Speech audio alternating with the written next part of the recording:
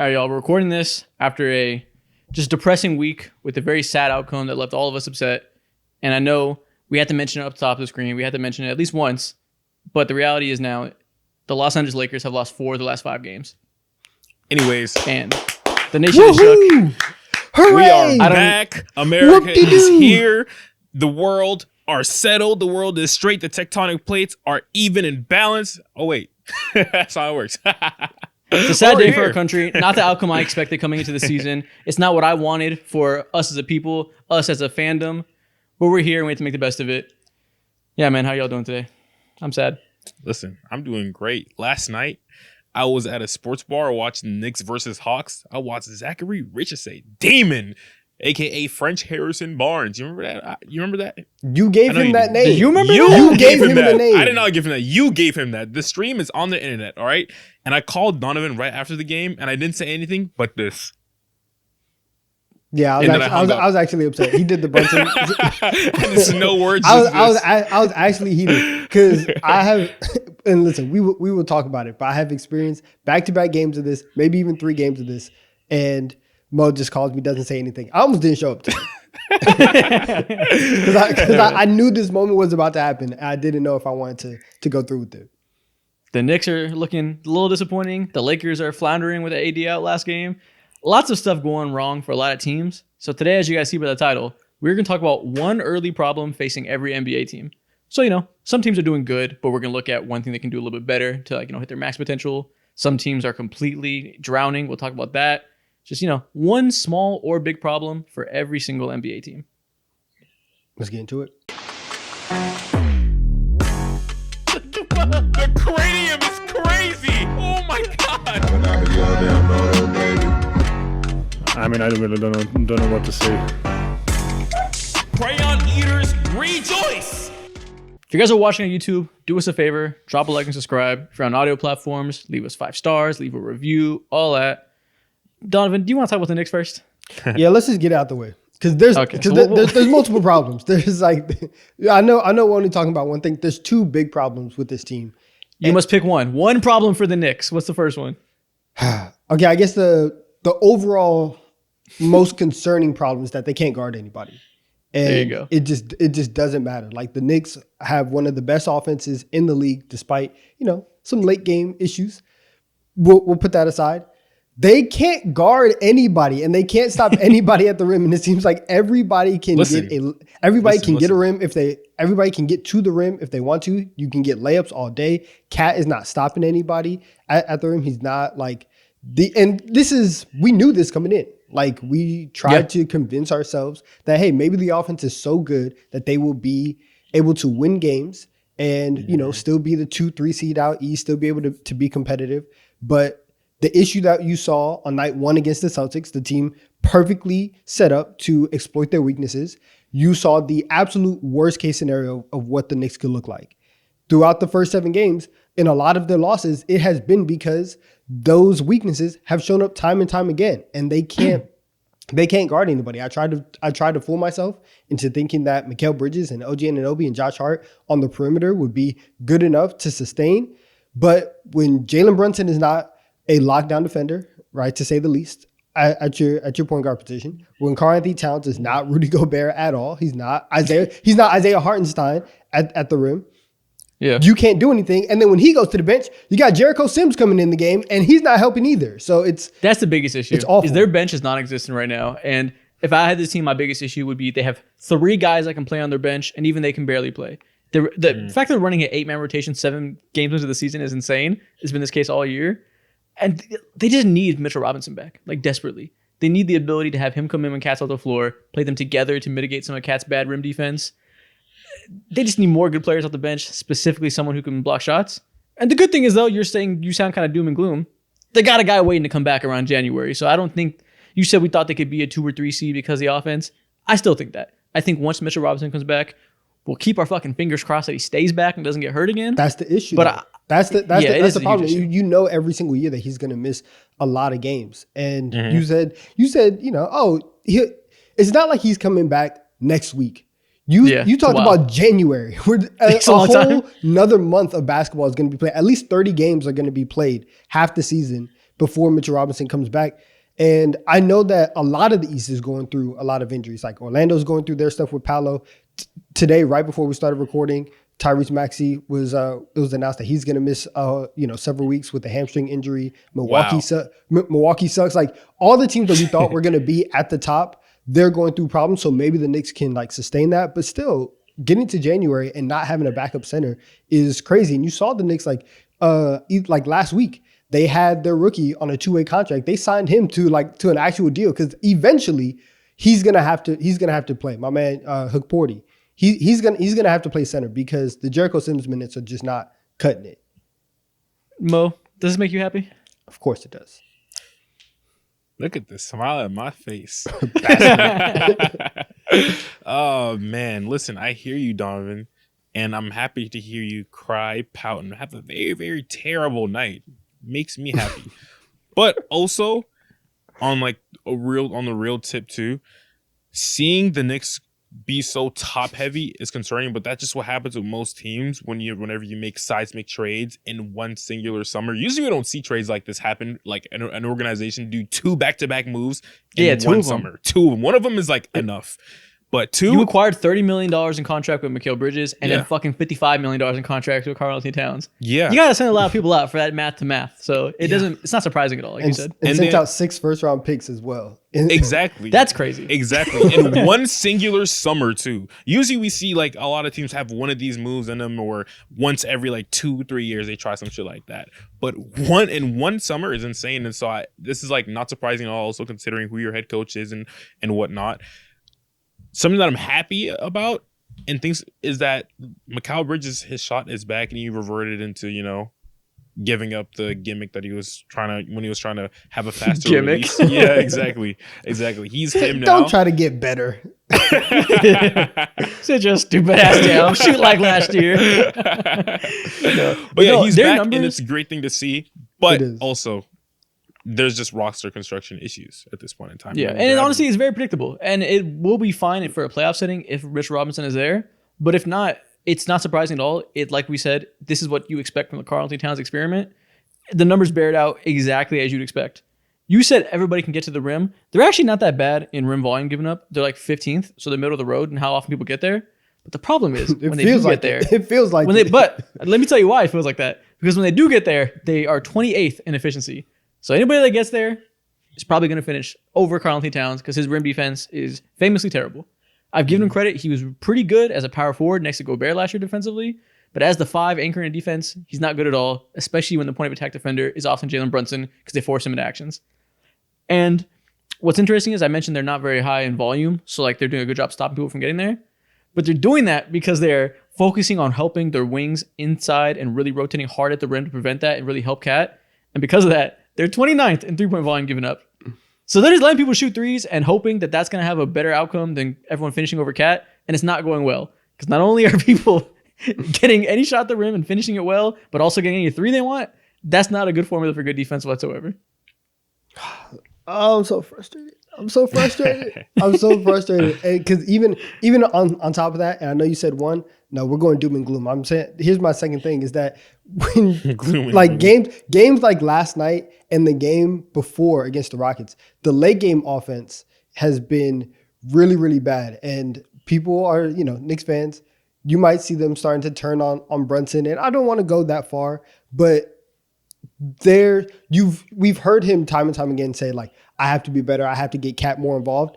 That's a real thing because there was several times last night where down the stretch, Cat was open and Brunson had to just turn his head and give Cat the ball, and it would have been a wide open thing. And I think that Brunson is right now, the way that he's playing, it feels like he thinks that they're still in last year's playoff mode where they have absolutely like no depth. And yes, the bench is in the way that like the bench is not good now. But like your starters are also not competent. You have competent guys around you when you're closing it, and it feels like he's trying to play hero ball a lot, and you don't have to do that. I feel like that just burns his game. Naturally, he's a shoot first type of player. Yeah, exactly. He's never been like a high level elite passer. Whenever you talk about Jalen Brunson, you never talk about his passing. That's one of the last things you talk about when it comes to his offensive game.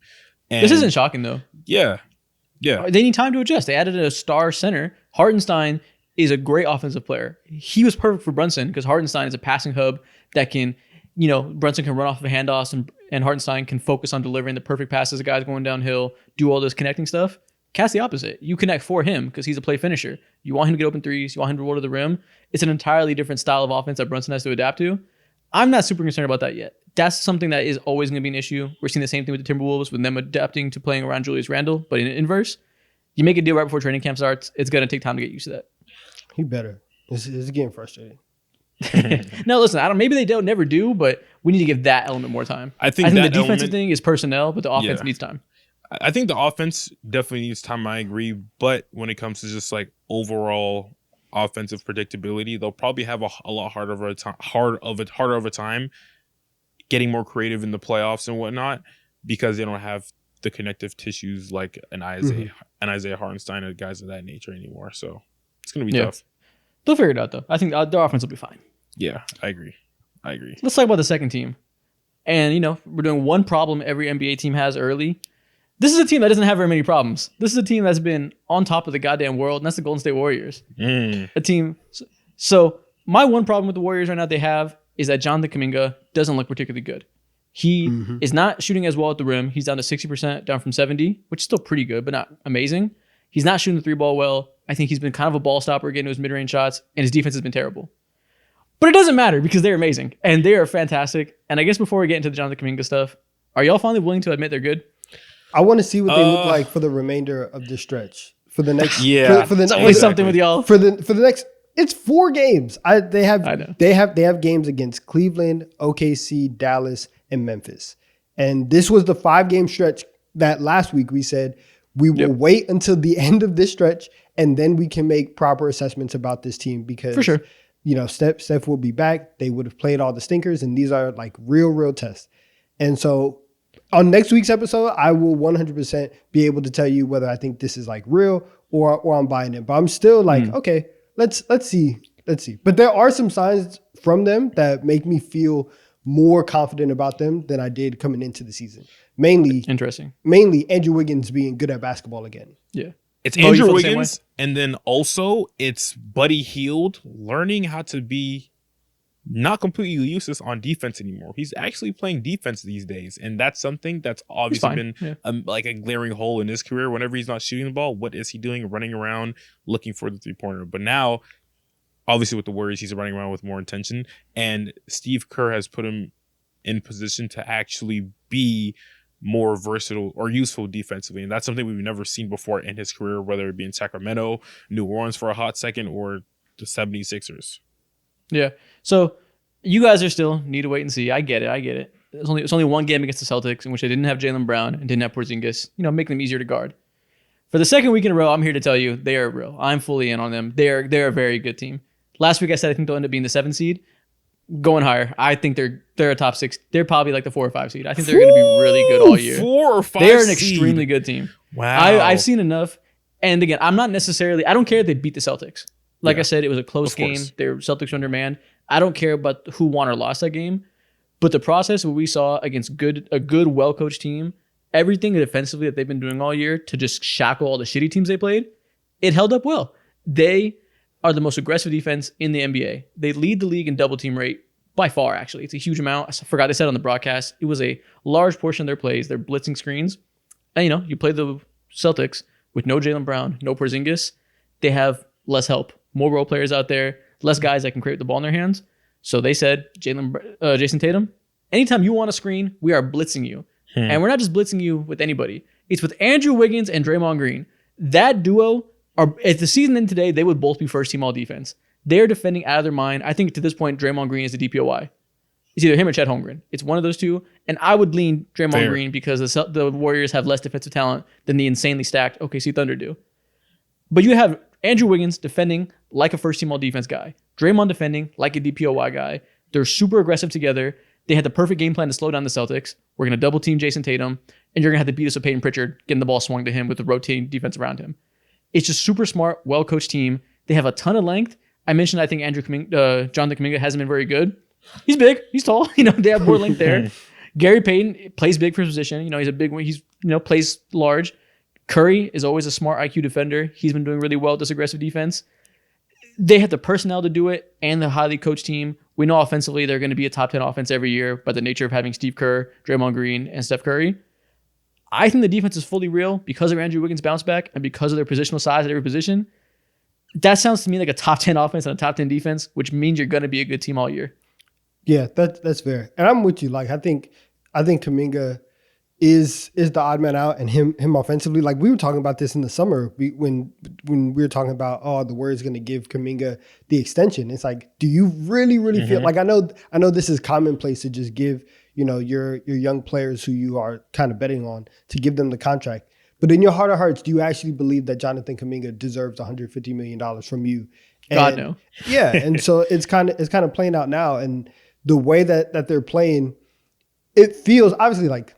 Actually, no, it feels like 2022-esque, and just like, how, and like how good the defense is. And if you can get Kuminga or somebody else in that role to start playing, that Jordan Poole role where he can come in and be efficient, good offense, and be a spark where Steph and Draymond are going to do their thing. Andrew Wiggins, remembers how to play basketball. Buddy Hield is doing the Klay Thompson role. There are signs here for them to be, able to make a very, very deep playoff run and be one of the top teams in the West. Yeah. Right now, their bench. Okay, so let's talk more about why I was down on them. I didn't like this team coming into the season because I didn't see the vision with Jonathan Kuminga, and I thought they needed Kuminga to be good. I clearly slept on the rest of their talent. I focused too much on my Kuminga issues, but the Kuminga issues are still there. I think they're a very good team, but if they are able to trade Kuminga for a piece that makes sense, like a Cam Johnson or another bench ball handler, whatever it may be, they could be a truly great team. Like you said, Cam Johnson would be so good. It'd be insane. Because right now their bench lineups are heavily carried by Buddy Hield being God's gift to shooting. Whenever Steph Curry and Draymond off the court and they have these Buddy Hield bench units, they're just running him around screens, and he's the offense by running around screens and causing issues and passing from there. Yeah. And it's worked amazingly because he can't miss a three. I don't anticipate that being the case forever. I think eventually he'll normalize to, like, I don't know, maybe 42% from three, something that's still amazing. Still insane, yeah. Yeah. They need some more bench oomph so they can, continue this level of offense whenever he's not being God's gift to shooting, like I said. Mm-hmm. And yeah, to me, that's Jonathan Kuminga. He doesn't make sense there. And know what also on the topic of the fact that I underestimated them? I was thinking about it. I tweeted about it this morning. The reasons I underestimated the Warriors are the exact same as the reasons I underestimated the Timberwolves last year. It's the same thing as last year. Speak on it. Okay, so 2-3 seasons ago, whatever it was, whenever they first got Gobert and Cat, I convinced myself to believe in them. I bought stock, and they shit the bed. They were terrible, right? Weren't good that first year. So the next year coming into it, I was like, you're going to have to show me. You're the 10 seed to me until you show me this duo can work together, because I think it's terrible. And they came in, and they were amazing last year. We ended up like the 3 seed, but they were 1 seed for most of the year. Same thing this season.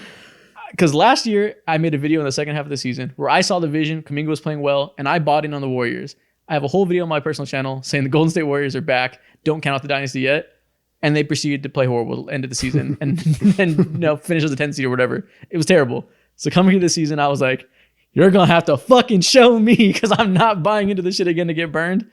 And I let that, I overlooked some reasons why they were going to bounce back. Mm-hmm. I let my emotion make me overlook the fact that, Draymond got suspended for 16 games last year. He got injured. That's why their defense wasn't very good last year. Not necessarily because their personnel sucks. They were still a top 10 offense, even though I have issues with the Kuminga thing. So 2 years in a row, I was guided by emotion, and I slept on a top team in the West. I mean, all those things are still there, though. Like you still have issues with Kuminga. You still have the night-to-night, volatility of Draymond, if, that's ever going to happen. They just got two, like Andrew Wiggins being good again and being a not only competent, but an actual plus defender for them and a plus player. That's massive compared to, hey, this guy has barely played over the last 2 years. And then even whenever he's on the floor, it looks like he is worse than Minnesota Andrew Wiggins. And that's the thing. We assumed he'd keep being bad. There was reason. We knew about the off the court stuff.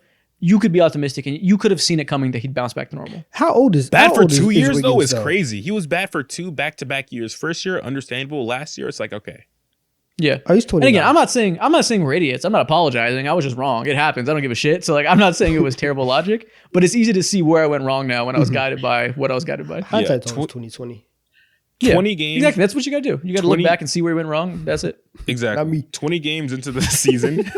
I relate. So I'm not apologizing. Warriors fans on Twitter, I've been talking well about them. Yeah. And some people were like, stay on that side. I saw the pod.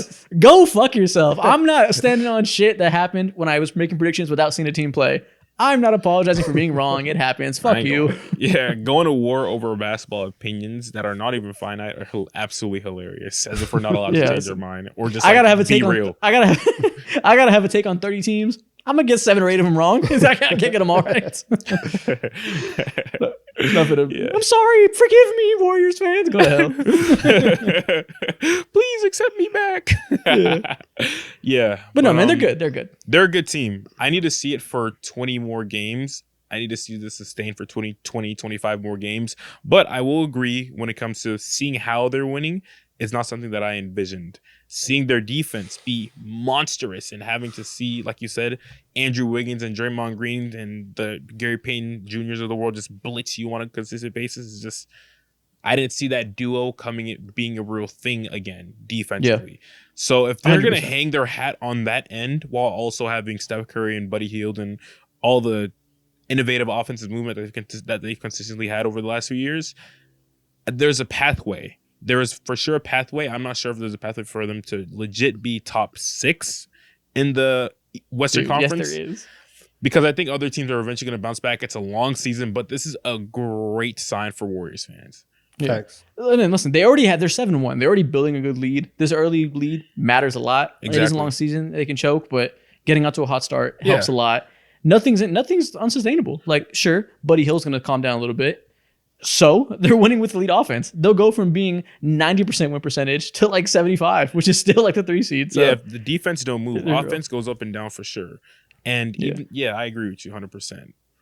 Hopefully they go ahead and get rid of Jonathan Kuminga soon so they can see real leaps. Who will that be for? No idea, but we'll see. Okay, what's your first team? We spent a lot of time on these first 2 teams. What's your first one, Mo? You know our game. Yeah, we are. The episodes are always top loaded, but we'll get to every team, man. Yeah, exactly. That was fun. It feels like 10 minutes just flew by instead of 30. Oh my god. Anyways, wait, we're 30 minutes. Yeah, that's crazy. Yeah, actually, we're about 22 minutes in. But yeah. All right. First team that I have talking about. An early problem that I noticed with the Memphis Grizzlies. I'm sorry. Sound like you're about to throw up. Hairball. No. Anyways, the early problem with the Memphis Grizzlies is that, okay, I sit down here, I notice that their defense is not elite as it once was back in their 2021-22 season. Cool, that's fine. This team gives up a hell of a lot of threes. I think they're top 3 in terms of 3-point attempts given up so far this season. It's open season for them. They don't care. That's just how their offense has been, or their defense has been designed. And I think right now we can all agree like their biggest problem is probably health off bat. But their defense, specifically specifically giving up threes, hasn't helped at all. Something that they've been known for the last few years, noticeably just an overall big, long, lengthy team, is their rebounding. They've been pounding the boards for years upon years since this like new John Morant and Jaren Jackson Jr. Duo became a thing. And they've been doing that still, but not to the same level of just like potency just yet. I think they're 12th in overall rebounding so far this season.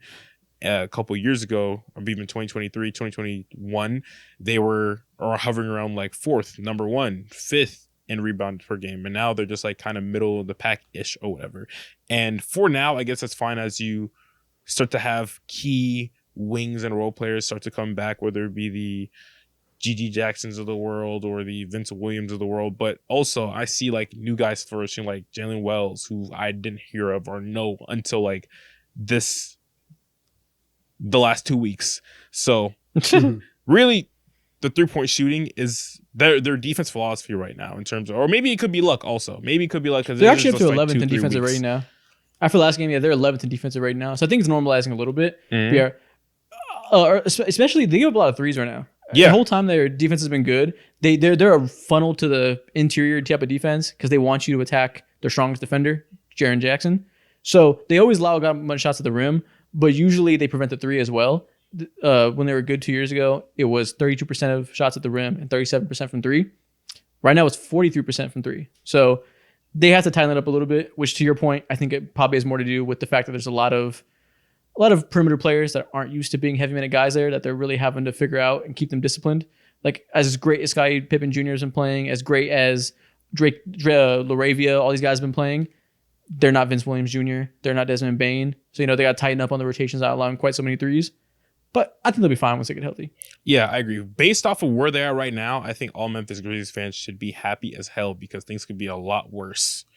Yeah. Identity's still there. Shout out the Grizzlies. You have first team we're talking about today is a very, very minor issue that will help itself with time. Exactly. But then again, they're never healthy, so maybe it'll be a thing forever. Maybe Vince Williams. I could easily say health is their biggest issue, but that's meh. And as of right now, they have a foundation, which is good to see. Shout out the Grizzlies, man. Donovan, what's your next team? Let me see where I want to go to. So my next team that we're going to talk about, let's talk about the Cleveland Cavaliers, another team at the top of the conference. Go. They're undefeated. Yes, they have an issue that they've had for several years, which is their best, like their main lineup still is not good with Mobley and Allen on the floor. Like they still have not figured out how to fully maximize it. And we've said plenty of times that it's probably structural. And so there probably isn't like too much that you can do to make this one of the like absolute best lineups in the league. But it's still concerning because that if everybody's healthy, those four guys are going to be out on the floor. And unless Kenny Atkinson is like, actually, no, Jared, you are going to sit down because the way that Evan Mobley's playing this year, he has to be on the floor to close games. And so it is I don't know, it's just very, very interesting because right now when Mobley is on the floor and Jared Allen is off, their best lineup, they're plus 24.5. When Jared Allen is on and Evan Mobley is off, they're plus 8.8, which is again still 80th percentile. When both of them are on the floor, now there's like a million lineups with them, but the actual main one is minus 0.5. So they still haven't figured out how to do that. And at this point, I just don't think it's going to get fixed. I just think that this is who they are. And so it sucks because they're 8-0 and we actually like them and they're playing really well. But there's an impending move that needs to happen. And so like Jared Allen, I'm sorry. I don't even think it's that big of a deal. I mean, so their starting lineup is really great. And Kenny Atkinson has been a lot better about staggering them completely. They don't even play that much together. They just pretty much just start and close games together. That's like it. They have essentially, Cavs fans like to say they have two starting lineups. Exactly. They have the starting lineup that's Donovan Mitchell and Jared Allen being the duo, and the one that's Garland and Evan Mobley. Mm-hmm. And that's why they're 9-0, and that's why they're so unstoppable, is because they have those lineups that you mentioned with one of the bigs that are all crazy positive, and they can have one of those duos on the court at all times. And you mentioned that's always an issue because for politics reasons, you have to play your best players at important parts of the games. I think in a playoff setting, in games that matter, you would see him bench Jared Allen for the final 5 minutes of the game. They would start them all to, keep the rotation intact, but they would just close games that have Mobley at center. So for the regular season, it gives you a big advantage of chewing innings and having every minute of the game, you have an elite big and elite guard out there. And in the playoffs, you have the versatility to ride the hot hand and really withstand injury is the biggest thing. One of those bigs can get hurt and it barely matters. If Kenny Atkinson is willing to do that, then cool. Like I'm okay on it, and I see the vision, but we'll see. And then also if that like does become a problem, because ultimately you're gonna run into the Celtics in a playoff series, and now that Darius Garland is back to playing like Darius Garland, which also I'm ready to take a victory lap for all three of us because all three of us have stayed the course. We have held our Darius Garland stock. We told you guys, listen, he had a broken jaw and lost 12 pounds. He was healthy this offseason. He's coming into the season all good, and he is hooping. So shout out to Darius Garland. But they can never make me hate you. Never. When you get into a playoff series against Boston, like I just hope that they're willing to go to that change and do the necessary things before it's too late. Like if you like after game one, if you see that, Jared, like this is just not the series for you, right? And we'll do everything else. So that's my big concern. which is and everybody's that's, concern. yeah, that's what they'll do for sure. Yeah. I'm not concerned at all. Yeah. I'm in love with this team, man. Seeing Me too. that Me they too. have like literally 2 starting lineups. As an opposing team, you usually get a break whenever the star player is sitting down. Whenever the Luka has to sit down, it's like, okay, Kyrie led offense, that doesn't put like much fear in my heart. Dame led offense, don't put much fear in my heart or whatever. Or Jamal Murray, Russell Westbrook led offense, no fear in my heart. Almost every single team in the NBA does not have 2 forces that they can rely on at all times. And the Cleveland Cavaliers have that rarity that no one else can say. Outside maybe what it is? the Boston Celtics or in the Oklahoma City Thunder. What is it? They have what we hyped up with the Thunder, having Hartenstein and Chet, and the fact that they have 2 bigs that can play together if need be, but are going to be amazing playing separate and being able to have one of them on the court at all times. This is the same shit. Now, those guys are better because, Chet can shoot, so they can actually play together at a high level. Exactly. But it's the same type of thing where you're going to have interior dominance for 48 minutes. And it's just especially for regular season, chewing up wins, Yes. it's a crazy cheat code. Especially and you have 2 exterior dominants as well on a consistent basis. And these guys get to face against like the 7th, 8th, 9th dudes coming off the bench. And that at that point in time is just like free food. It's a buffet. They're eating. And the East And they have sucks. good wing depth now. And the they East have really sucks. good wing depth. Yes. Yeah, it's terrible. They're racking up wins. They're good. I saw a tweet today. The East is 10-26 right now against the West. God damn, we getting mollywopped. We need to do They better. suck. 10 and Yeah, 26. but, and the Cavs also have really good wing depth now. Dean Wade has been fantastic. Sam Merrill has been fucking knocking everything down. Ty Jerome's been a good backup point guard. Like, Yeah. I was 2 years too early with my Cavs hype, but they're finally here. I Yeah. liked them when they didn't have shit for shooters on the outside, and I tried to pretend it wasn't a You see problem. this? Now We they built fixed this. it, and now they're great. Look around you. We built this. Sadly, I sold my stock last year, but I'm buying it back in now. No, that's hilarious. I didn't hold long enough. That's It was a long hold. Yeah. Okay, what team do I want to do next? We've been doing a lot of main character teams. Let's do a more overlooked team right now. Let's do. So I had ChatGPT split these lists up into 3 lists for all of us to have 10 teams. I forgot. I got only main character teams. Yeah. All And I I got have is big market Mo teams. I got Mo absolutely has- cooked. I got the Mo has the background. Portland character team. Trailblazers of the world. I got the goddamn. Do I have the Utah Jazz too? Oh my god, I have the Utah Jazz, Pistons, Spurs. I have the Raptors and the Wizards. Philly. I got Jesus. stinkers. Okay, so I guess we're doing Goddamn. another really cool team. The Phoenix Suns. This is abundantly clear. I don't think it'll take much time for me to explain this. Their biggest problem, their one early problem early in the season, is that they employ Yusuf Nurkic. And Yusuf Nurkic He stinks. He hooped last night though. good. I'm glad they bounced back game. Shout out the Miami Heat for letting Yusuf Nurkic go nuts. Dude, he has been such he's a awful. lump of coal amongst a diamond mine. Like, he has been such a terrible, just dark spot on everything else that's been amazing in the Phoenix Suns led by Mike Budenholzer. Bradley Beal looks really good playing on and off ball. Tyus Jones is playing his traditional point guard role. Great. Kevin Durant looks amazing. He looks like the best I've seen Kevin Durant in a long time. Devin Booker, whatever. There's one name I didn't say there in the starting lineup, and that is Yusuf Nurkic, who has been outright terrible. If they can replace Yusuf Nurkic somehow, some way, they probably can't because they're a second apron team with little to no flexibility.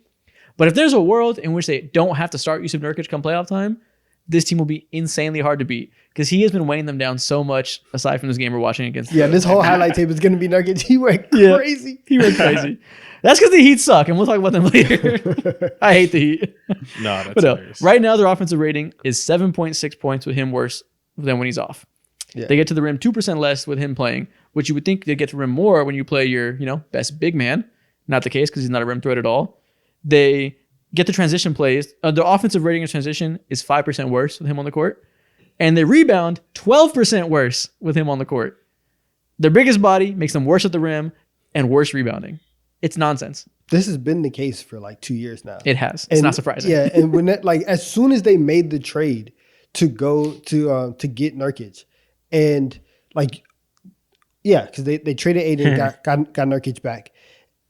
And it's like, as down as I was about Aiden, I was like, he's still better than Nurkic. Like, Yeah. Nurkic is this big guy. He can't move like that.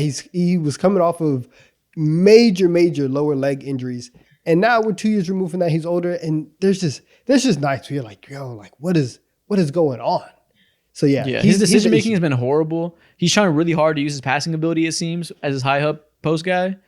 Passing has been terrible. It's just been like so many perplexing plays where it seems like he's just not fitting in, and he's trying to make it work and trying to provide value somewhere by overemphasizing his passing. And it's led to just like dumb turnovers where you're like, keep the ball moving, man. Stop trying to make it a Yusuf Nurkic play. It's not working. Yeah. I mean, when it comes to how anyone would envision a Yusuf Nurkic being productive in the NBA today, it is like, yo, can you shoot and can you like pass a little bit? And he's been fighting for his life to go ahead and do all those things, and they're just not working. It's just sloppy. I know. That's hilarious, bro. Yeah. So when it comes to them, every 6 games though, like every 6 to 8 games, he's gonna have one game like this, and so don't be fooled.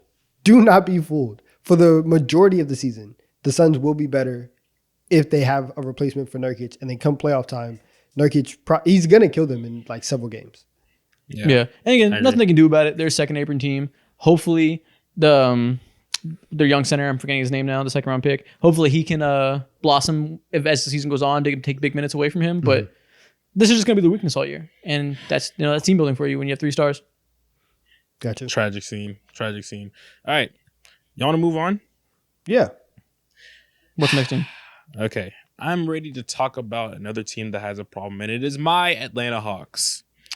Okay. This season so far had really high highs and ups so far. We've lost about half of our rotation just 3-4 games into the season, and we've been running the Roddies of the world. We've been running the Keaton Carson of the world.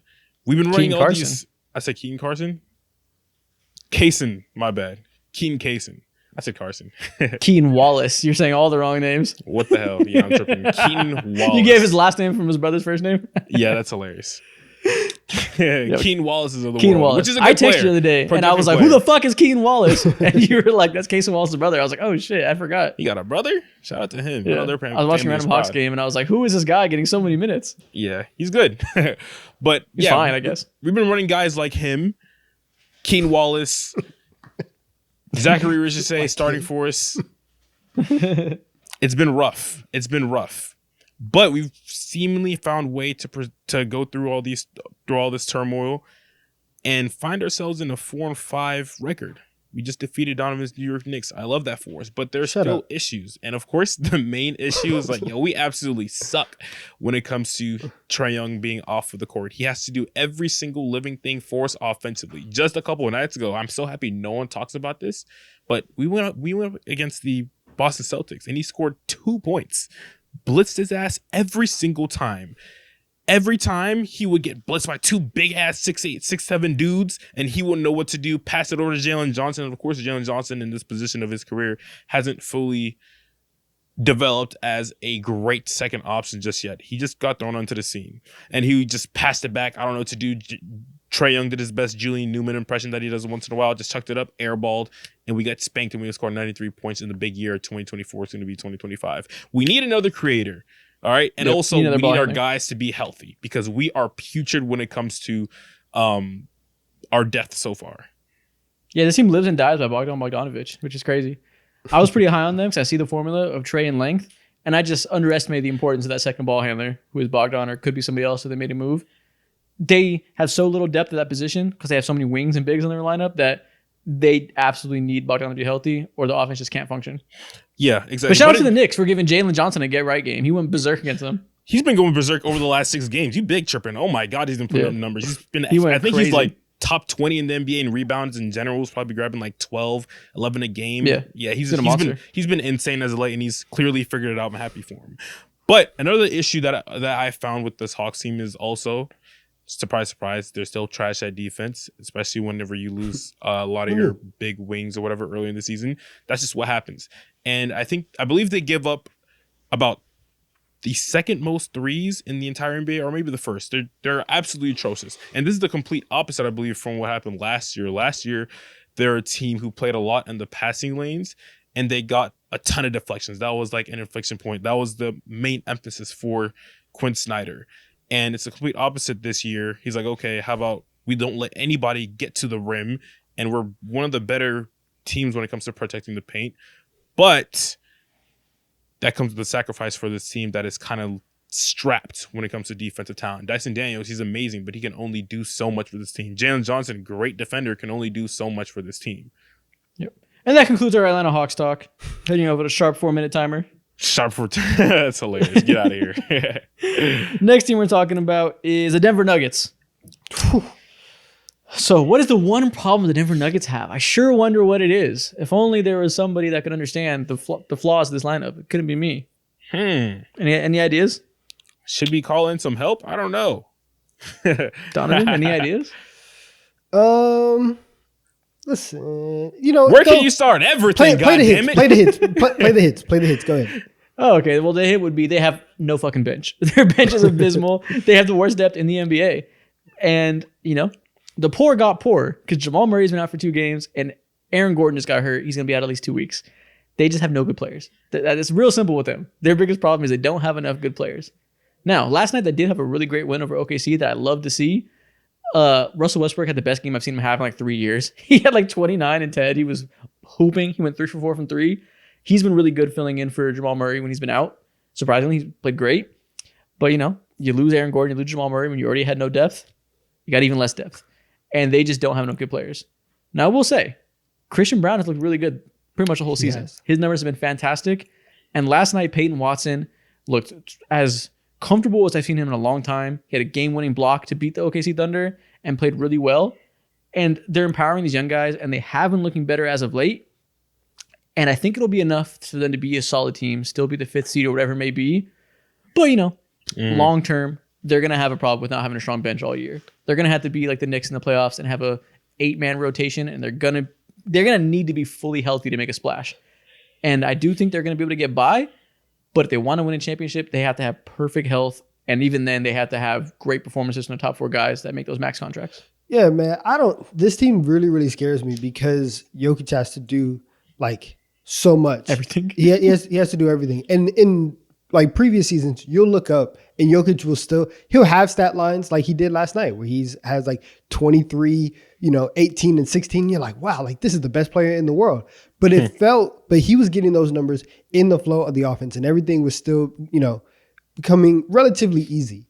He has to force the issue every single time because if Jokic is not actively creating, they are not getting anything good. They're not getting easy buckets. They're not getting good looks. And I think for them, like the defense over the next 2 weeks is what's going to be extremely critical because obviously like without Aaron, like they're already not a great defense. They're towards the bottom third of the league in defensive rating. When you lose Aaron Gordon, obviously that's going to, put a strain on that and really put a test to that. So how many games can you survive without Aaron Gordon? Obviously, you feel decent because you have Jokic and like as you said, like your young guys who you guys have been banking on for the last year and some change, they're starting to look good. Yeah. But they were down. They were down heavy in the first half against the Thunder, and that can easily happen against a lot of other teams. So I'm kind of worried about them if Jokic doesn't have 23, 18, and 16 every single night. Yeah, I know he will be because he's going to have to be the MVP this year for them to be a good team, and that's what it is. And normally that'd be a shitty proposition. But when you have Nikola Jokic, who is the man most capable of carrying that load and being the superhero they need, I kind of think he'll just do it. I kind of think he'll just have another MVP caliber season. And he's probably the only player in the league right now that I would feel decent about still betting on them to be a solid team. Yeah. How far, now with this injury news happening to us right now, where do you envision the Denver Nuggets being seeding-wise in like the next month or two? Playing. Like 6 probably. Well, you said month or 2. Yeah. So like where do I think they'll be? Like how far? Like what's the record right now? They currently are. Let's let the NBA app. I think they're about 500, revolving around there. They are currently the 7th seed at 5-3. Above them is the Sacramento Kings, the Dallas Mavericks, and Houston Rockets, Golden State Warriors, OKC, and Phoenix. They'll probably be same seeding. About that? Yeah, about the same. Yeah. They're like what? They're 2 games over 500. Give me a game over 500 for them, and they'll probably be in the 7 or 8 seed in the next like month or two. Yeah, I think they'll finish the season at like 6 or 5 if they really heat up the second half of the season. So, again, with Jokic, they can withstand these injuries and hover around 500, whether Aaron Gordon's there or not. Mm-hmm. It's going to be about the same, I think. Yeah. Okay. Yeah. All right. What's the next team? Let's talk about the New Orleans Pelicans. Gross. Oh man. Their biggest problem is like they don't even know what they have. Everybody's dead. Their whole team fell apart. Right now, Herb Jones, Trey Murphy, DeJounte, Zion, and CJ have all missed multiple games. This team has like, it's Brandon Ingram. Shout out to them because now they're like, hey, if somebody wants to trade for Brandon Ingram, look at what he's able to do. This is peak trade candidate building. But they have nothing. They don't know what they don't know what they are. They haven't been able to remain healthy, and it's just. This is a season from hell, and you look up and they're like in the, they're in the 11th or 12th seed every single night. They can play you close for the first half, but then if you're playing a better team like the Cleveland Cavaliers, over time, over the course of a game, you're just going to lose. You just don't have enough bodies to sustain a solid record in the West, where every team is good and every team is I thought Isaac was sleeping for a second. So yeah, like their big thing is they just aren't healthy. Yeah. Shout out Zion Williamson. He's been scoring better as of late, ever since the last episode where I was like, I'm getting really frustrated by his play as a Zion fan. It's looking a little bit better. And then he got hurt. But there's just nothing. There's just nothing to ascertain from this team right now. They're so injured that I'm not even watching them over the past week. I'm like, I have so many teams to watch. The Pelicans are on my don't watch list because I can learn absolutely nothing from seeing a team without 6 of their top 8 players. Like, it's ridiculous how injured they are. Yeah. To the point where, sorry, Pelicans fans. I know you might have clicked on this video thinking you'll get some insight. I don't have it for you because there's nothing to be learned right now. Yo, their rookie's looking nice. He's messy, and I like what I'm seeing from Jordan Hawkins. Cool stuff. Shout out Jordan Hawkins.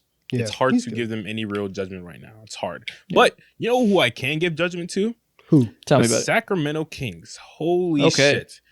I'm supposed to come in here being negative and all that, but I'm sorry, I can't. They have been amazing. And always, you don't gotta be negative. And always, you're not obligated to be negative. Come to my head right now. I have to be negative. I can't lie again. We lie all the time. All right. Fantastic. I don't know about you guys, but I know me personally, I was lower on them heading into the season with the whole DeMar DeRozan acquisition because I'm just like, you guys are a 3-point shooting team. Last season, you weren't really that great on that end of the floor, and now you double down and you're kind of like changing your whole identity, and that's what they did right in front of our eyes. 2 years ago when they first hopped into the scene, and when the whole like light the beam thing started, they were by far and away, like at that point in time, the number one offense in like NBA history. They were like making historic runs and leaps and all that by just chucking threes. They're basically like the Indiana Pacers of last year. Same stuff. Then a year goes by. Okay, everyone has tape on them. They know their game, and it's time to go ahead and make the next step. They don't. Injuries happen to them, and their offense falls off a little bit. De'Aaron Fox goes through injuries and whatnot. Cool, but their defense rises. This year, this is the best that their defense has been in a very long time. I believe they're 11th or 12th on that end of the floor. That is absolutely ridiculous considering they don't have the profile of top-tier defenders on their team. Now, we could sit here and be like, shooting luck, strength of schedule, and all that. Very, very fair. Why are you laughing, Isaac? None, go ahead. You sound like you're going to spit some shit. But I will say, they've been very impressive so far this season. The only thing that I could point to when it comes to this might be an issue long term is that De'Aaron Fox hasn't looked like De'Aaron Fox for almost like the top tier version of De'Aaron Fox for almost a year now. He's shooting like 29% from the 3-point line. It's looking like when it comes to just like figuring out who's the best player on the team, I can't say that clear enough. Some nights it looks like DeMontis Sabonis, other nights it looks like other nights it looks like DeMar DeRozan. I think if the team is going to be the best version of the Sacramento Kings, whatever version you think that looks like in your mind, it has to go behind De'Aaron Fox because I believe he is the most potent and dynamic player here. But they've been figuring out ways to work.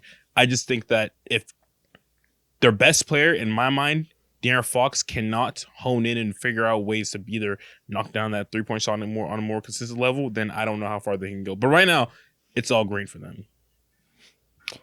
They're exactly what I thought they'd be. I picked them to be 8. I thought DeMar DeRozan would come in. Their offense would be really, really hard to guard in the regular season, and it has been. Sabonis and DeMar look fantastic. Sabonis is having a great season. Him attacking the rim right now has been so good. There was a play in the game last night I was watching against the Raptors where they hit him. They passed out to him at the 3-point line. He did his little pump fake from 3. Everyone knows he's not going to shoot it, but the Raptors suck and they close out hard. and he attacked the closeout and got to the rim. And he moves so fucking fast. I was like, that's the fastest I've ever seen Domantas Sabonis move. He teleported from the 3-point line to the rim. I was like, is that Ja Morant? That was ridiculous. He looks very spry right now. Attacking the rim has been fantastic. DeMar's being DeMar, and he's filling in the gaps well. De'Aaron Fox is playing through a broken hand that's going to be playing through all year. So I don't have hope that he'll look fantastic compared to a couple years ago, but he'll be fine.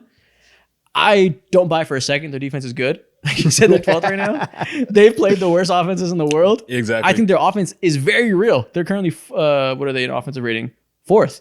In our predictions episode, I think they're going to be like a top 7 offense in the league, but be bad defensively. I think that's exactly what they're going to do. Because defensively, in their last games, they played the Raptors, the Heat, the Raptors, the Hawks, the Jazz, the Trailblazers. Murderous row of terrible offenses. I mean, the Hawks are top 8 on that end, so it's like shout out to you. But outside of that, it's like goddamn, bro. Yeah, and did they play? Bogdan's been hurt, so it's not like the Hawks scored 115. So I'm sure I don't remember what happened that game. I'm sure Trae Young played great. I'm sure it was a good offense. Regardless of the fact, they've been trying to do their job. They've been trying to do their job. Shout out to them on that front. I couldn't wait. Their for offense this looks moment. fantastic. It's as advertised. I couldn't wait for this moment. I was waiting for Isaac, who's wearing the Sacramento Kings shirt, to come on here and start hating. I needed it, and I got it. Like, it's funny because last night when I was watching the Kings, I was like, Sabonis looks so good offensively right now. And I was really looking closely. And I was like, damn, his defense still sucks. I was like, his rim defense is still terrible. RJ Barrett was getting to the rim so easily last night. I was like, damn. Still Sabonis.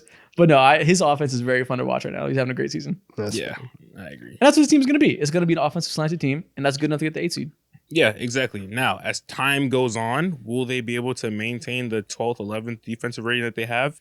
Probably not. But if they can be middle of the pack, which is what they were last year, and their offense is going to elevate in ways that I didn't foresee happening personally, they might be higher than an 8 seed. Yeah. I mean, yeah, we'll see what the injury luck is like, but they can be as high as 6 to 8. There's a range for everybody, and if they keep defending well, they can get higher than that range. Yeah. All right, it's my turn? Mm-hmm. I think so. Let's talk about the team playing them in the footage you're looking at right now. Let's talk about the Lakers. Yeah. All right. What is one problem the Lakers have? Quite a simple one. They don't have a lot of good fucking players. They don't have a lot of good players. They have 4 good players on this roster. That's it. And last night they played the Grizzlies, and 2 of those 4 good players weren't playing, and they are terrible. That's the biggest issue. Obviously, to be more specific, they have a terrible defense. I mentioned last year I was really frustrated with Darvin Ham because he was coaching a team that was the worst transition defense in the league and a terrible offensive rebounding team. JJ Redick came in and was like, we're going to crash the offensive boards. And we talked about that in the preseason when he kept saying that, we're going to crash offensive glass. That's because he looked at this team and realized there's no way in fuck he can coach a good transition defense because their defenders are horrible, and that's a dead mission. So he said, we're just going to crash the boards, I guess. We're going to try and get some strength out of this unit. And that has bared itself out. Their defense is horrible. They're currently a bottom 2 defense in the league, still the worst transition defense by far. And it's real easy to see why. Anthony Davis, as amazing as a defensive big man as he is, he's always been a pretty bad transition defender. He doesn't get back super intensely. Teams outrun him defensively all the time. So you start there, you're one good defender. That's not his strong suit. LeBron, old as hell. Rui Hachimura, not a good defender. We're starting to see the poor defensive talent for transition stack up. They look at their backcourt, and that's been the biggest issue. If I'm going to narrow it down to where the lack of talent is hurting them the most, their starting backcourt is D'Angelo Russell and Austin Reeves. Yep. We all like Austin Reeves. Very good offensive player. Fine defensive player. Fine. But he should be the worst defender in your starting lineup if you want to be a good team. Having him next to D'Angelo Russell is so unbelievably unathletic that it's impossible to have a good defensive backcourt, specifically in transition, with 2 poor athletes at your 1 and 2 spot. You kind of see that happen sometimes with the Mavericks because they have Kyrie and Luka who aren't super athletic in terms of like defensive abilities. And sometimes they deal with that issue too. But they're Luka and Kyrie, so offensively they're fucking godsend, so it doesn't matter.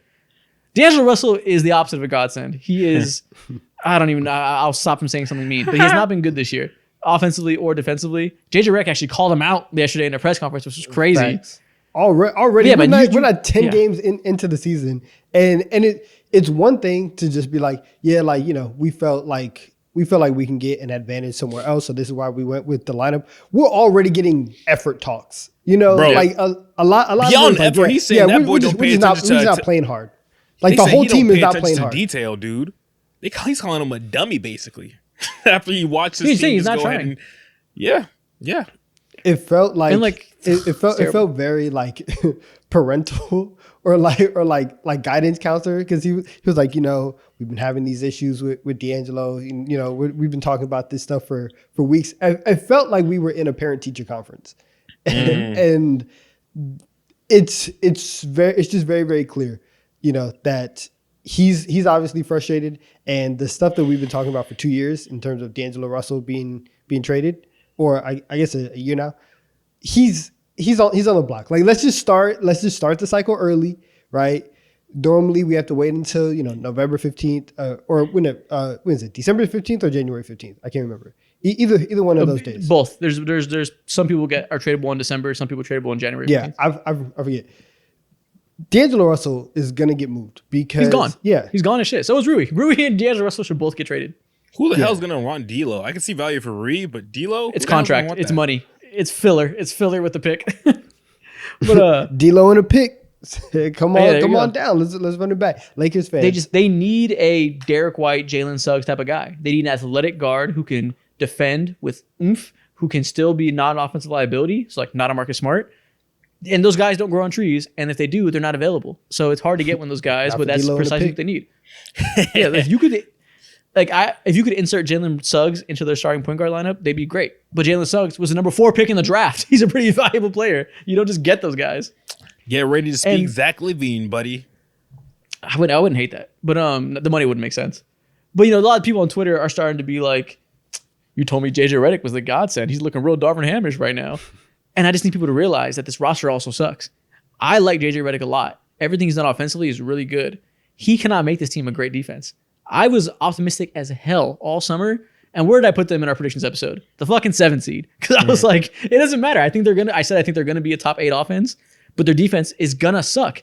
And what do you know? Their defense sucks. And that, same place as the Kings. Great offense with a bad defense. You're the 7 and you're the 8 seed. That's what you get. And it's been no surprise. But it's been even worse, though, because some of the guys that we banked on being decent bench players have been terrible, i.e. Max Christie, who got paid. He is now out the rotation 7 games of the season. Damn. It's for Cam Reddish. Yeah. For Cam Reddish. And some people were like, all he needs is just a chance. Listen, Cam Reddish just get some minutes. He could be a real productive NBA player. see, and Cam Reddish sucks, but people were like, you guys got on Darvin Ham for playing Cam Reddish. Now JJ's doing the same thing.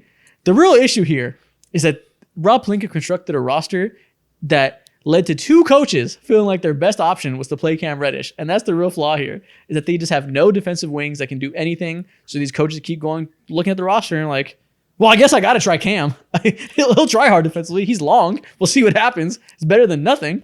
And that's where we're at. Yeah, calling out the main thing from last night is just calling out effort. Not even 10 games into the season is scary, and it's crazy.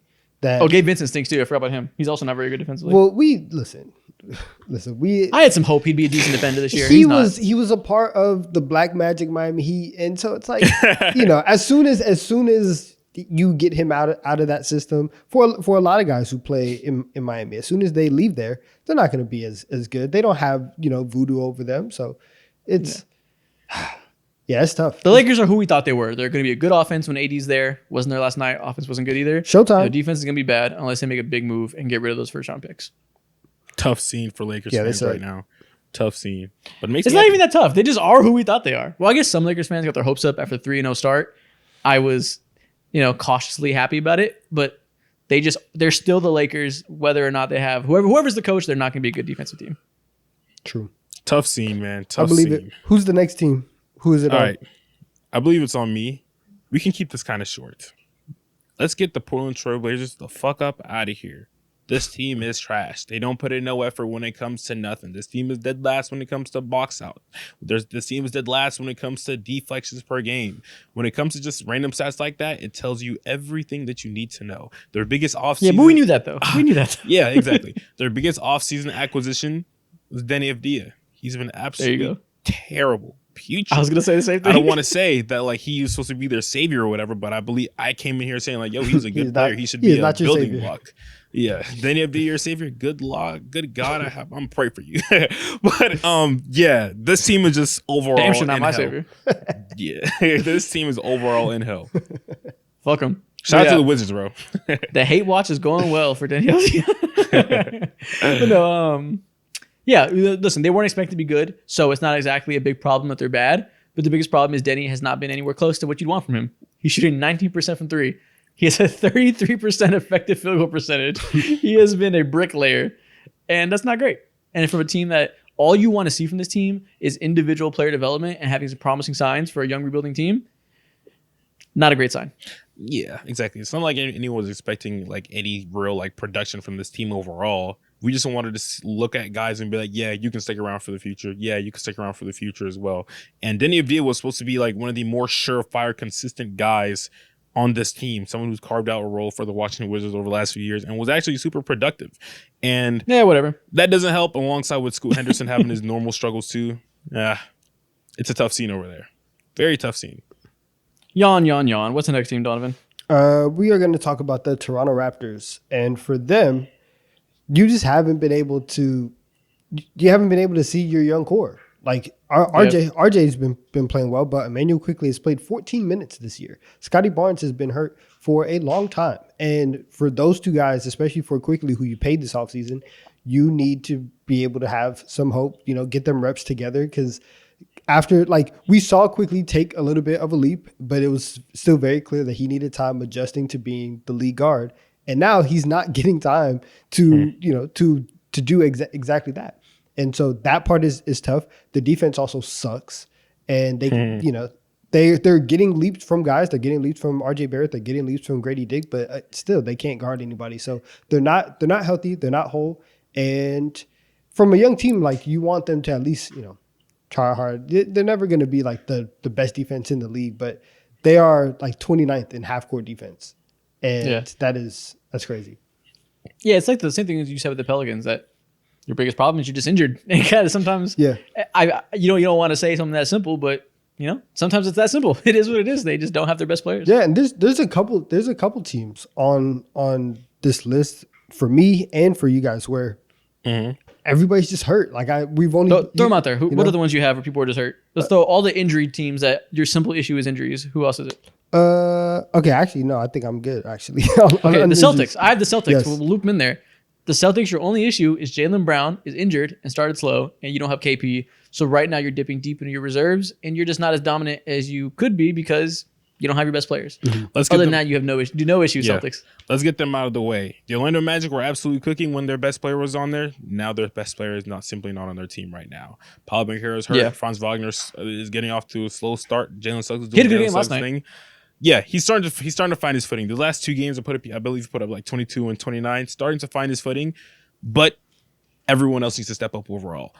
Health. Yep. Same thing can apply There for you the go. Philadelphia 76ers. Absolute health. Donovan just told us that Tyrese Maxey is going to be out for a few weeks. Joel Embiid, who knows he's going to come back. Good Lord. Health issues, and then also on top of that too, suspension for the next 3 games that he's supposed to come back. It's a tough scene over there too. Can't evaluate these things. Raptors, Celtics, Magic, 76ers, lightning round. You all need to get out of the medical tent. That's all you have to watch for right now. Until then, we can't learn much about your team because you're losing such key players that what we can ascertain is irrelevant. I don't care what I see from Eric Gordon, Andre Drummond, and Kyle Lowry right now. Irrelevant. So I'm not even going to pretend to have an opinion on what the 76ers bench mob looks like starting. Kyle Lowry's playing very inspiring basketball to me. He needs to be in a next YMCA team. league. You hang it up. Oh my God. He's pretty. Let's talk about the Dallas Mavericks. They also have a fairly simple issue right now. Luka Doncic is starting the season slow. That's really all that it comes down to is Which happens Luka from time is to not time. in his normal. Exactly. The Luka experience is continuing to happen. I feel like this has happened 4 times in his 6 years where he comes out and just isn't in a good rhythm. A lot of times people blame it on him playing himself into shape. I don't know if it's necessarily a shape thing this year. It's just not a good rhythm right now. He's currently shooting the most mid-range shots of his career because he's not getting to the rim as well. And he's not shooting well in those mid-range shots either. He currently has by far the worst effective field goal percentage of his entire career. And the Mavericks offense is paying the price for it. They currently have a good defense. They're 7th in defensive rating. But offensively, they're only, I didn't write down, but they were 19th or something, which is obviously not what you expect from the Dallas Mavericks and their high potent offense. And it's not surprising. They are currently 18th in 3-point volume and 3rd in mid-range volume because, Luka has such a large offensive load that his shot distribution heavily impacts the shot distribution of the entire team. Mm-hmm. It's, you live and die by Luka Doncic, and normally you live real good. You have a great life living off of his offense. But when he struggles like this, it's kind of a slog. Now that you're talking about Luka Doncic, I guess it's fair. Unless you have something to say about them, Donovan. Looks like you're going to get a point off. I'm good. Let's double back. Stay in Texas right now. I think we're starting to figure out that Victor Wembanyama might also be one of those guys who just gets to a very slow start. I can sit here and talk about, they're missing out on Devin Vassell and all that, and they don't have their head coach right now, prayers for Pops and all that. But simple as that, simple as this, Victor Wembanyama is getting off to a very, very slow start. Hasn't been good. The only good thing that you say about him right now is, he's blocking shots and hitting his free throws. Good stuff, but so far, as a 7'4" center, he's shooting 42% from the field. Shot selection isn't where we would love it for it to be at this point in time. And I just think it's like a rhythm thing for him at this point. They just suck. And as long as he sucks, they will suck. It's some rhythm, but it's also the 3-point shooting thing is a tangible difference of strategy compared to last year. People are very upset about it. Yeah. Yeah. Last year, 30% of his shots came from 3. This year, it's 41%. I didn't look, but it's clearly, I don't know the numbers on this, but it's clearly a lot more off the dribble threes than last year because he sucks at catch and shoot threes. He's much better off the dribble. And I guess this is a development thing for him that they're trying to focus on him really nailing that off the dribble 3 and developing that into being a lethal shot and building from there, opposed to some, people want to see a big guy build from the inside out. They're doing the opposite with him since he's such a unique player. And that's clearly the coaching goal. And it's not going well. He's shooting terribly on these. And it's impacting the rest of his game. If you shoot 10% more threes, the shot's got to come from somewhere. He's not getting to the rim quite as much off the dribble. He's still shooting about the same amount of shots at the rim overall, but it's not the shots he creates for himself. And you want to see that be developed still. So I'm not mad that he's cutting out mid-range shots for threes, but you got to find the balance because right now they're not falling, and at a certain point you're losing development time in other parts of your game. Now, something I will say is that they are the 10th best defense in the NBA, massive improvement compared to last year. And we are witnessing them starting to come into one and develop, which is good sign. Good sign, bare minimum. Yeah. And there's also an interesting thing that teams have been doing. I saw Zach Lowe tweet about this that I started watching for after he said that. Teams are just straight up putting their wings on him every time and making him beat them down low because they know he doesn't want to. So in this play, we're watching these clips. Dylan Brooks is starting on him because they know they can put their bigs on somebody like Sohan, or in this game, it's not Sohan because he wasn't there. He's injured right now. But they're putting their bigs on somebody else that's not a shooting threat and just saying all right, so either you're going to hit corner threes with the big man sagging off you, or Wemby is going to have to abuse his big wing. I don't think you want to do either of those things. And that's been working really well. That's a big reason why Wemby hasn't looked quite as good because teams are kind of moving towards that. And that's easy to do whenever they don't have any guards on the team that can get to the rim right now. With no Devin Vassell and with Chris Paul shooting real well, but he's not exactly a shot creator under the rim anymore. So if you're not forcing the defense to go into rotation and really force those big men to be on Victor Wembanyama or also get the dump off pass, that's going to work every time. You can put a small on him and it'll be fine. Devin Vassell, please come back. Please come back. Facts. That's going to help. That'll help Wemby. A very so long-winded way to say, Devin Vassell, we need you bad. Yeah, Vassell or Castle, take more of a load and take a leap attacking the rim, whatever it may be. They need slashers to work and force teams to help off of Wemby. Yeah. All right. Exactly. Next team, we're going to say in Texas, do the whole Texas sweep. Other team, we're talking about the Houston Rockets. And their problem is that Amen Thompson. Hey, what the hell? This happened again. I just got a Shams tweet as we're talking about Vassell. He just tweeted, San Antonio Spurs guard Devin Vassell's season debut is imminent, reporting on NBA Today. I guess he's saying he's playing in the next game. Yeah. 2 episodes in a row. Bro, 2 episodes in a row. I'm talking about a player and the fucking Shams tweet happens at the same time. Last time it was Paolo Banchero when he got hurt. That's crazy. Listen, Noticing. Put the word Noticing. Out. We're back up. Okay, what's the problem with the Rockets?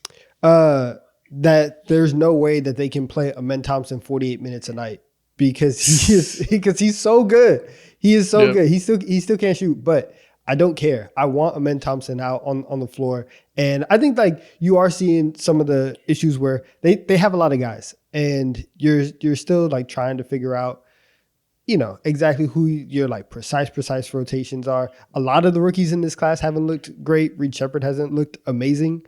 But I don't think that's like the main. He barely problem. plays. Yeah, that's what I'm saying. Like I don't it's not like the main issue.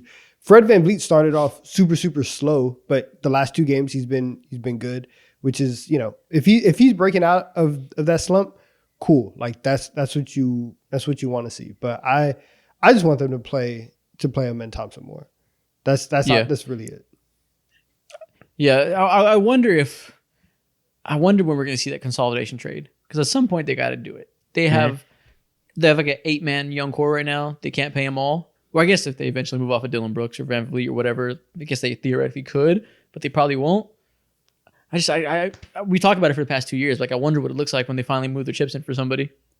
And I guess I say that because it seems like Amen should be a guy that's prioritizing that move. So you want to get somebody that fits with him long term. So it has to be a good shooter. So it's going to be interesting to monitor them over the next season and a half. Cam Whitmore, I have very, very sad news for you. It's not sad. He'll be happy. Cam Whitmore will be very, very happy to go somewhere where they value him. Seeing him get DMPs and where they will actually insane. Play him. But also it's understandable because it's like, bro, I'd rather play Amen. I'd rather play Torrey Eason over guys like him at the same time. So I also fear he might not be good. Cam I Whitmore? fear that we get excited. I fear we get excited by this big dunk and score guy, but he actually doesn't do anything else. I'm really hoping that, but he needs time to develop. Like that's the problem. Exactly. Is that it's hard. He's not good at anything else right now, but he's barely played. So like he needs to go somewhere to see if he can develop into that. Yeah. But I understand why he's the odd man out. I need him to be Utah Jazz so bad. Same. We've been bad. talking about that for a year. Yeah. I need to see him prove that he can be a good player. Right now, he's not given a chance. Yeah, exactly. Speaking of the Utah Jazz, I guess they're my next team. Okay. Everything is bad. The only winless team in the entire NBA. Larry's not there, so there's literally nothing that you can expect. No, they got one, bro. When? Did I miss it? Yeah, I think so. I was looking at the standings the other day. They got one. Oh, they did get one. They did get one. Yeah. Who they beat? I forgot who they beat. Oh, look. What were you gonna say, Mo? Completely trash. Now, something I will say they beat the Bulls. Tragic affair. Who have come down to earth very hard after those first exciting games. Tragic affair going on right now. But shout out to Keontae George. He's been developing really well. Shout out to Walker Kessler as well.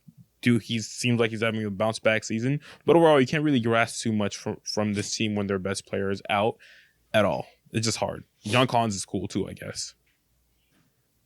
Okay, so no problem for the Jazz other than they suck. Great. Yep. Sometimes lovely talk, Jazz fans. Not much to say right now. Okay, let's go back to my list and go to another team that's worth talking about because I have them all. The Minnesota Timberwolves. Womp. The Minnesota Timberwolves' biggest problem right now is very, very similar to the New York Knicks problem mentioned earlier, where they look exactly like what you would expect when you insert Karl-Anthony Towns into a team. We talked about the fact that the rim defense is terrible, and it's hard to adapt to how Cat wants to play with Brunson because you didn't have him a lot of time beforehand, so you're feeling his weaknesses and feeling the lack of continuity. Same thing with the Timberwolves.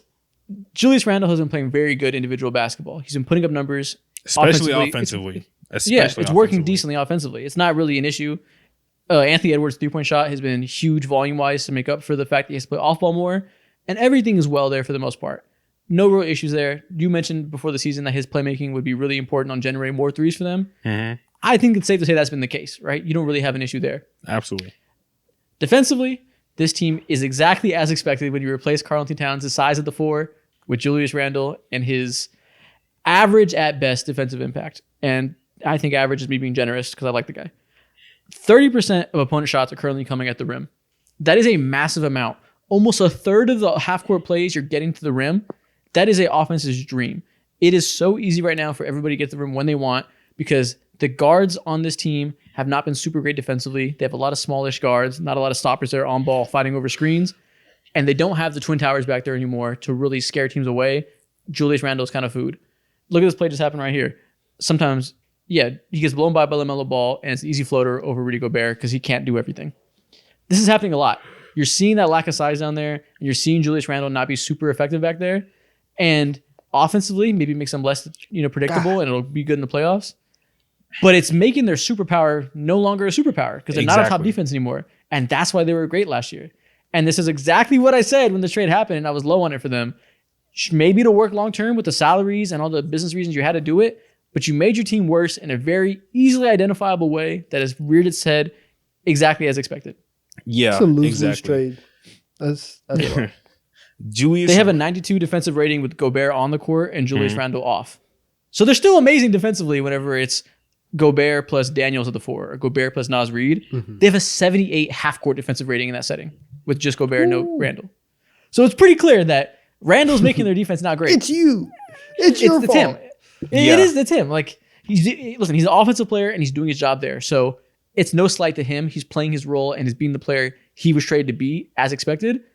It's just not a good roster construction move in terms of prioritizing defense. Yeah, they lost their superpower, and this is what made them special. No one is over here talking about the Minnesota Timberwolves on a Rudy Gobert defensive-led team like being insane on offense. That's just not a sentence that no one would spew out of their mouth. I love seeing the offense take steps, of course, but at the end of the day, it will never be as potent when you have someone who's just like a loaf of cake just sitting there, just being useful as a loaf of cake, just doing nothing, bro. He just does nothing offensively other than just catch lobs here and there. Yeah. And so I picked them before because I had faith that they would figure it out. And you have Gobert. I thought they'd still be a good top 10 defense. Yeah. 4 was too high. Yeah. I talked a lot about the Suns. Want to put them higher. I should have put the Suns higher. Something that I really, really appreciated about Karl-Anthony Towns' time with the Minnesota Timberwolves is his effort to just continuously do whatever it takes and just figure it out on the defensive end. And that was perfectly suited for him, of course. Julius Randle is the completely opposite person when it comes to the defensive end. We see him give up, not show much effort. And when someone like me thinks like, yeah, he should be like better when it comes to guarding perimeter guys because he's more agile naturally and all that. He just doesn't try. Yeah, he just doesn't try. He doesn't suck for any like natural reasons. He's perfectly fine, healthy bones and all that stuff. Just don't try. He gets his money because he takes tough shots and makes tough shots in his contract. Which is valuable. And it is contract year Julius Randle. So he is going to do what he does best and put all of his focus into that. And so again, in a vacuum, it makes sense. But exactly for a team that made the Western Conference Finals, now probably wasn't the time to blow up your championship window or to try and alter it. I understand, right? We've heard that maybe your new owners are some broke boys, and you don't want to be stuck with the you don't want to be stuck with the bill. Get your bands up 2-3 years from now. So you had to make the move, but basketball wise, it's not the best thing. Yeah, exactly. And again, the whole point of this move was to change the style of play they had, right? They knew they weren't going to be as good defensively. They probably hoped to be better than this and hope to, keep some of the identity with Gobert. But the goal is that offensively you're next level and you can be more of a balanced team and be like 8th in both maybe instead of 1st in defense and 19th in offense. So give them time. It's like the Knicks thing where they need more time to adapt. Give Chris Finch more than 7 games and 3 weeks of practice to figure out the Julius Randle thing. So it's not necessarily a sound the alarms. This team is cooked. I'm not pessimistic on them long-term by any means, but it's looking like we're going to have to wait until the second half of the season and maybe next season to see the best version of this trio of Gobert, Randle, and Anthony Edwards. Shit, if that even exists, I don't know if Julius Randle is like the end all be all for this team. I honestly feel like they feel comfortable just like taking a year back, watching everyone go to war in the Western Conference, save their bucks so they can fully commit to the Naz Reids of the world or whatever it might be, develop a Rob Dillingham, be okay with kind of throwing away the season because Anthony Edwards is young as shit. Rudy Gobert's game isn't predicated on a ridiculous amount of athleticism. So it seems like when it comes to what they want to do, realign themselves, being real, like, yeah, we can't win with these two, Cat and Rudy Gobert being the front of our team. It seems okay, but I agree with you. They're going to be okay overall. As at least their defense isn't like 20th or 25th. Then I would be ringing the fucking bells.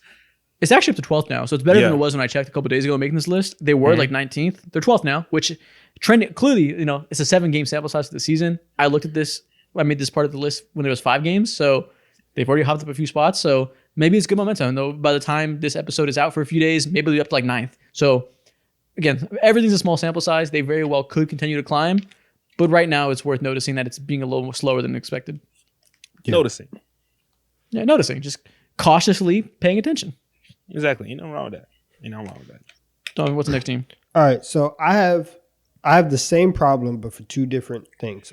For the Chicago Bulls and for LaMelo Ball. And that's the fact that they need to get into the gym and start doing Mikan drills. Start shooting over some brooms because they can't make layups. They are not good at the rim. They So the Hornets and the Bulls, they both suck at layups. LaMelo specifically. LaMelo's never been a great. He's never been a great finisher at the rim. And when you start talking about like franchise changing offensive players, that's kind of a prerequisite. You need to be able to have that, especially as somebody who's going to have the ball in his hands a lot.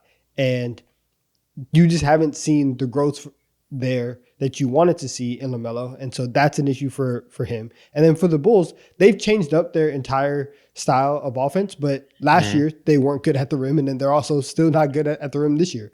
So you can do the right things. And, when you know that you don't have a lot of talent, you say, okay, we're going to do the easy things. We're going to run and we're going to shoot threes. But you still got to, you have to supplement that with some other things. And, knocking down shots at the rim is going to have to be with that. And they're both, the Bulls and LaMelo, they're both really bad at that. So they both have to get there. Yeah, it's not even just LaMelo. Brandon Miller is young. He's not the best rim finisher yet, numbers wise. He's been struggling. And Miles Bridges sucks, bro. Miles Bridges has been terrible at the rim too. I don't. He's a piece of shit, and he sucks at basketball. They need to stop employing him. Yeah, I don't even worry about him. It's really for like LaMelo, just because that he has the keys to the franchise. And like we always say, okay, if LaMelo is going to be there and he's healthy, they have the chance to make the playoffs. But eventually, whenever Brandon Miller starts to develop as well, you're going to have this pairing of LaMelo and Brandon.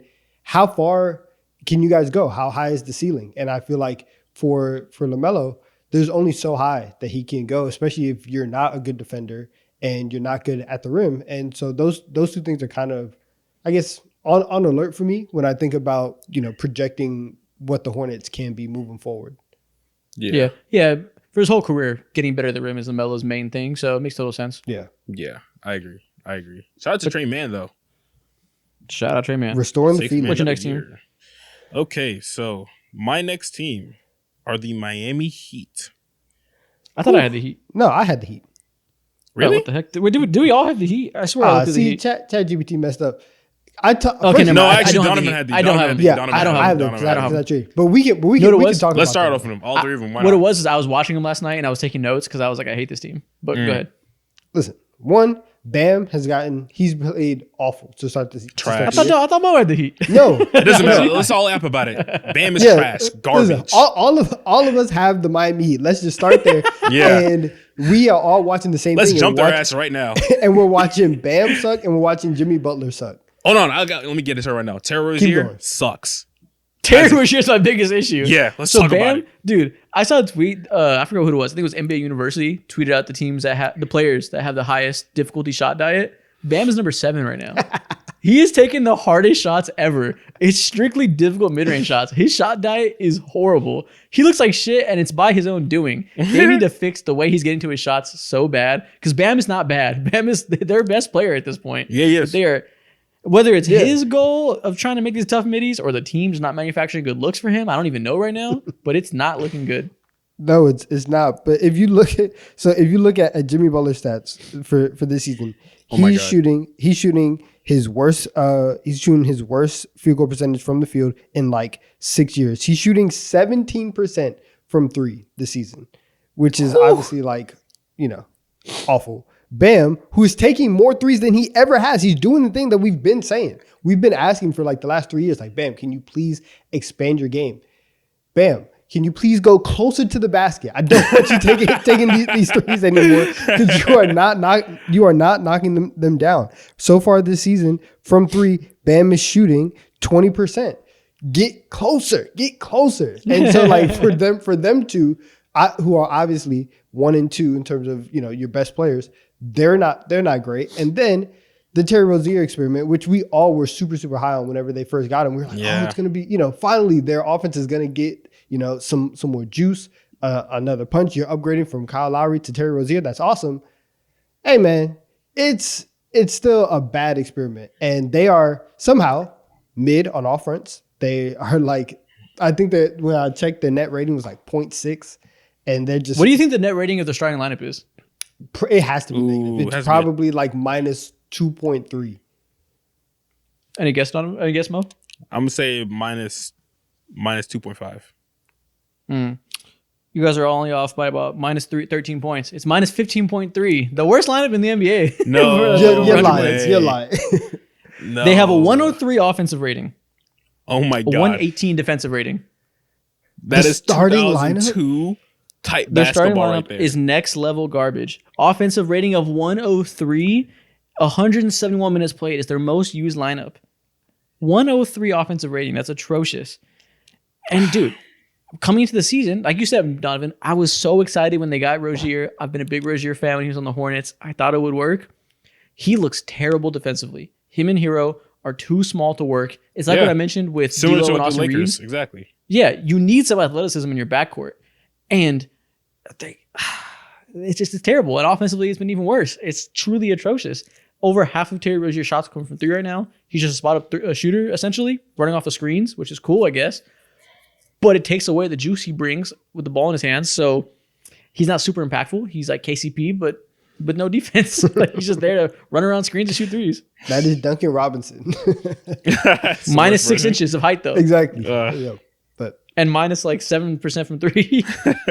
yeah, it's not good. And don't let, right, going into last night's game, they were 3-3. Don't let that fool you. They were getting wins against stinkers. They're not out here beating like the top competition in the league. And we've been projecting this. Nobody has wanted to actually say it because of the run that they had in 2022. But we're like, okay, there's only so much that we'll turn it on whenever it counts, but I've seen you play 164 games over the last 2 seasons, and you keep ending up as the 8th seed or the 9th seed. Clearly, something is not going right in the regular season. And if Jimmy Butler is going to turn into Michael Jordan, that's fine. Those days are long gone. He's not doing it, and it's taking him a while. And until he gets back on track, if he gets there, and until Bam gets on track, they're not going to be any type of like for real competent. They might still be high though, because again, the East like sucks right now, and they like I can see them sneaking into like the 4 seed or the 5 seed. You think The I can 4 get a seed. 10-day? The East is Yeah, you're awful. right. Everyone's hurt. You're right. I don't know. Before the season started, the most amount of hate we got in the comments was from Warriors fans, from Heat fans. Warriors fans, you guys were right. You won the war. Heat fans, we were exactly right. This team is precisely who we thought they were. They're not good. And yeah, hopefully they can stay healthy and find their way to get a fucking fake ass 6 seed. But I'm not excited for this team in the playoff setting at all. Just fire up the trade rumors. As soon as the Giannis trade rumors start rolling around, everyone's gonna be like, "Oh, is he going to Miami?" Let's talk about the Thunder. It's the next team. You have them? God damn, you got all the good teams, I have bro. the Thunder. This is terrible. Oh no, you do. Okay, another team I took notes on, but it didn't have. Okay, either way, let's talk about the Thunder. Let's do it. Dude, their offense sucks. Their offense is not good right now. Yeah, They're the best defense in the NBA by a wide margin. They're absolutely dominant. Their offense has been terrible. Straight up, it's been like 28th in the league. They're 26 in offensive rebounding again. They don't have Hartenstein, so they're once again a small team. They don't have Jay Will either. So it's just Chet and no other bigs. That's not surprising. They're last in the NBA at free throw rate. They are not getting to the rim at all. Shea has been jacking up threes and has eliminated his mid-range game, which is a lot of fans frustrated.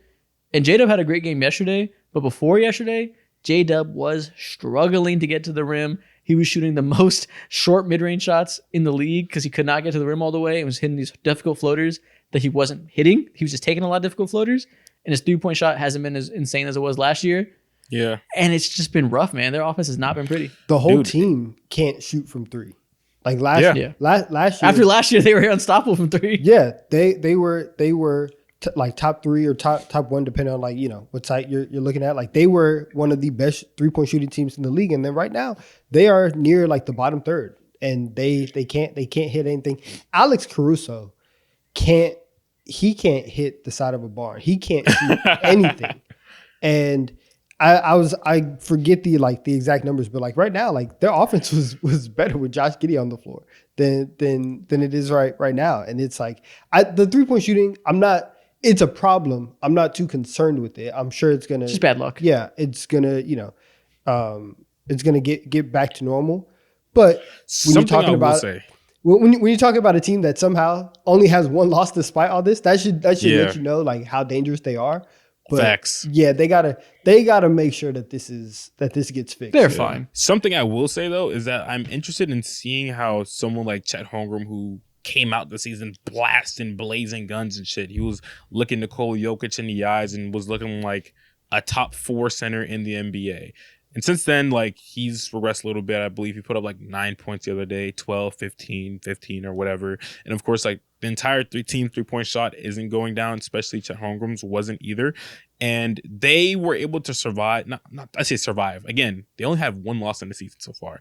They're able to be elite with Chet Holmgren being clear and cut, like the second best player on that team. And now that he's kind of regressed a little bit, reverted to the meme. I said mean. It's interesting to see between those two, J-Dub or Chet, who will, officially or actually be the most consistent second option on that team. Because right now, like with Shea and his game evolving still, then you say it's not close now, but also at the same time too, like seeing him with these last few games is like it's kind of in the air for me. I won't say it's not. Oh, you close said options, yet. so you're talking offensive option, offensive. Okay. Yeah, Okay. it's that end. I thought you said best player. I was like, it's fucking Chet. I mean, it's DPOY right now. It's Chet. But yeah, offensively, you're right. And the problem is, it has to be J-Dub. Like, it needs to be. Like, last night, he played his best game, and they lost to the Nuggets, which I don't think was a terrible Thunder loss. The Nuggets played out of their mind. They had a great game, so it's fine. J-Dub needs to continue that hot streak going. Because you mentioned that they were better last year with Josh Giddey, and I saw some stupid Thunder fans were like, I told you Giddey wasn't the problem. That shit ain't got shit to do with Josh Giddey. Like you said, the whole roster is shooting much worse from 3. That's going to come around. Shea is going through a purposeful transformation in his game that is taking some time to get right. Thunder fans are very upset about it. He'll be fine long term, but he needs to figure out the rhythm of this clear emphasis he has on off the dribble threes instead of mid-range shots. And it really comes down to J-Dub. Last year they were dominant still.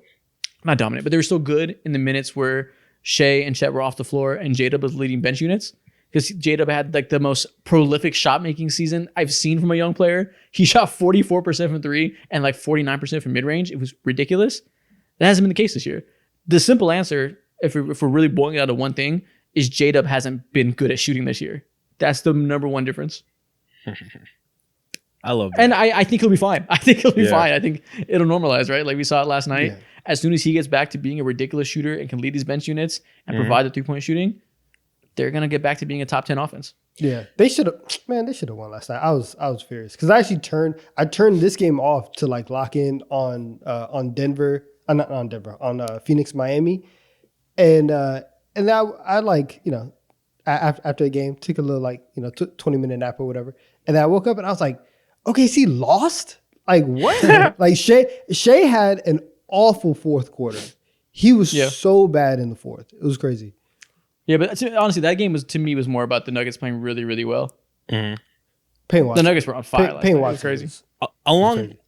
Alongside J-Dub having a really, really that's a fact. Not really bad shooting season, but just not up to par whatsoever. You know who also is just not having a great shooting season ever? Or also, tell me. It's not on my list. Double dipping, don't give a fuck. Tyrese Halliburton and the Indiana Pacers. He's been horrendous for all reasons. Isaac has went ahead and allotted to earlier, or in last week's episode. So far this season, I believe he's averaged like 15 points per game or so. Whatever, cool. It's more so how he's getting those 15 in the most inefficient way possible. He's shooting 38% from the field. Yuck. He's shooting 24% from the 3-point line. That is especially yuck, especially someone like him whose game is predicated alongside the 3-point line. But what's super concerning is like he's also shooting like 70% from the free throw line as well. Yeah, free throw line as well. Now he's not a player who gets a lot of free throw attempts, so I guess that kind of negates what I'm saying right now because he obviously is predicated along the 3-point line. But in general, it looks like he took a real step back when it comes to his 3-point shooting. And if that's the case, then this Indiana Pacers team is looking really scary for all the worst reasons possible. Yeah. He had a get-right game a couple of days ago against the Dallas Mavericks where he scored really well. I think he had 27 and 10. So I was like, hopefully he continues this. And then they played the Pelicans last night. And Pumpkin. He didn't score super well. He had 4 assists, but I think he looked a little bit better keeping the offense flowing. He just didn't need to do a whole lot because Benedict Mathurin and Pascal Siakam tore the Pelicans a fucking new one. So they went crazy. So 2 games in a row, I think he's looked better. Even the numbers have been up and down, but I think he's been able to get into the rim and create passing opportunities a little bit better than he did before. So I'm hoping we're seeing normalization. But yeah, that's definitely been their biggest problem all year. Is he has been terrible. Unfortunately, the haters were right. For now, I don't know. Listen, maybe these 2 games, maybe we're starting to see it turn around, and we'll see. We'll see. But for right now, they are right. He was on a free trial. I know it's funny. I was looking at his cleaning the glass page. He's shooting like 90% at the rim right now because he gets there like twice a game. Yeah. It's the smallest sample size I've ever seen. Like 6% of his shots. Best rim scorer in NBA history. What are you talking about? He has like the same rim volume of Chris Paul, which is just ridiculous. Like it's such a small number that he's still hilariously inefficient despite not missing at the rim because he just never does it. Mm. But man, that 3-point shot needs to come around. That's really what it comes down to is if he's going to be this style of player, he has to be shooting 42% from 3 at all times or it's not going to be super effective. Yeah. What a high bar. I know, like he has to be the best shooter in the league. That's crazy. You can shoot 37% from 3 and it's like, okay, well, that's the 9th best point guard in the league. God damn. He has to be amazing shooter. And he's going to have stretches where he shoots really well. Like we saw 2 days ago against the Mavs. Like we're going to see those games. It's really just consistency that he needs to string it together for 5 in a row. Facts. All right, cool. Who's next? Next, let's knock out the Nets. The Nets' biggest problem this year has been very interesting to me. The biggest problem is that they employed Dennis Schroeder. Because he's been too fucking good. He's been dominant, and they're winning too many games. They need to lose every game. I was gonna they say need to capture the flag. They need to Yeah. do something bad, and they're doing something pretty good, and that's a problem. They are too talented right now. They got to trade Dennis Schroeder. They got to trade Cam Johnson. They got to trade Dorian Finney-Smith. They got to tear this shit down because they're doing too well. Yep. How ironic is it that they finally get their pick back, they finally commit to a tank, and then Dennis Schroeder just puts the team on his motherfucking back and keeps winning games for them? They're gonna mess around and make the play-in. They're 4-4. Dennis Schroeder lost so much money a couple years ago, bro. He needs to get that bag back and Get that shit back in blood. Yeah, exactly, bro. Pockets around. Look, it's a tough world we're in right now, bro. Things getting more and more expensive. Dennis Schroeder has no more time to play, bro. He has a kid right now, bro. All right, bills to pay, diapers to get. Yeah. I can't imagine. I can't imagine listening to somebody else be like, yo, don't take that $84 million. Like it's gonna be more. And then just be like, all right, like it better be that. If there was not $84 million waiting for me, I would be furious. I can't imagine that. Yeah, man. They need to trade all their good players. Real simple. They need to tear this shit down because they are too talented. But shout out to them for playing well. Cam Thomas look good. Yes, I'd commit a crime. All right, Mo, what's the next team? You know who else I want to shout out? Shout out to that guy, Norman Powell.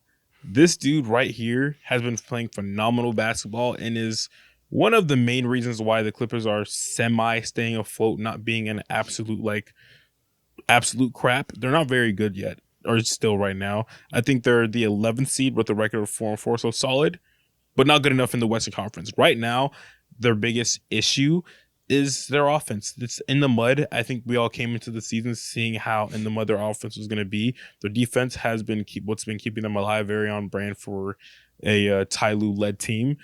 But you need help. James Harden has been playing pretty inefficient basketball, has been struggling to get to the rim. Surprise, surprise. He's like 36 years old, and there's only so much that he can do on a consistent basis.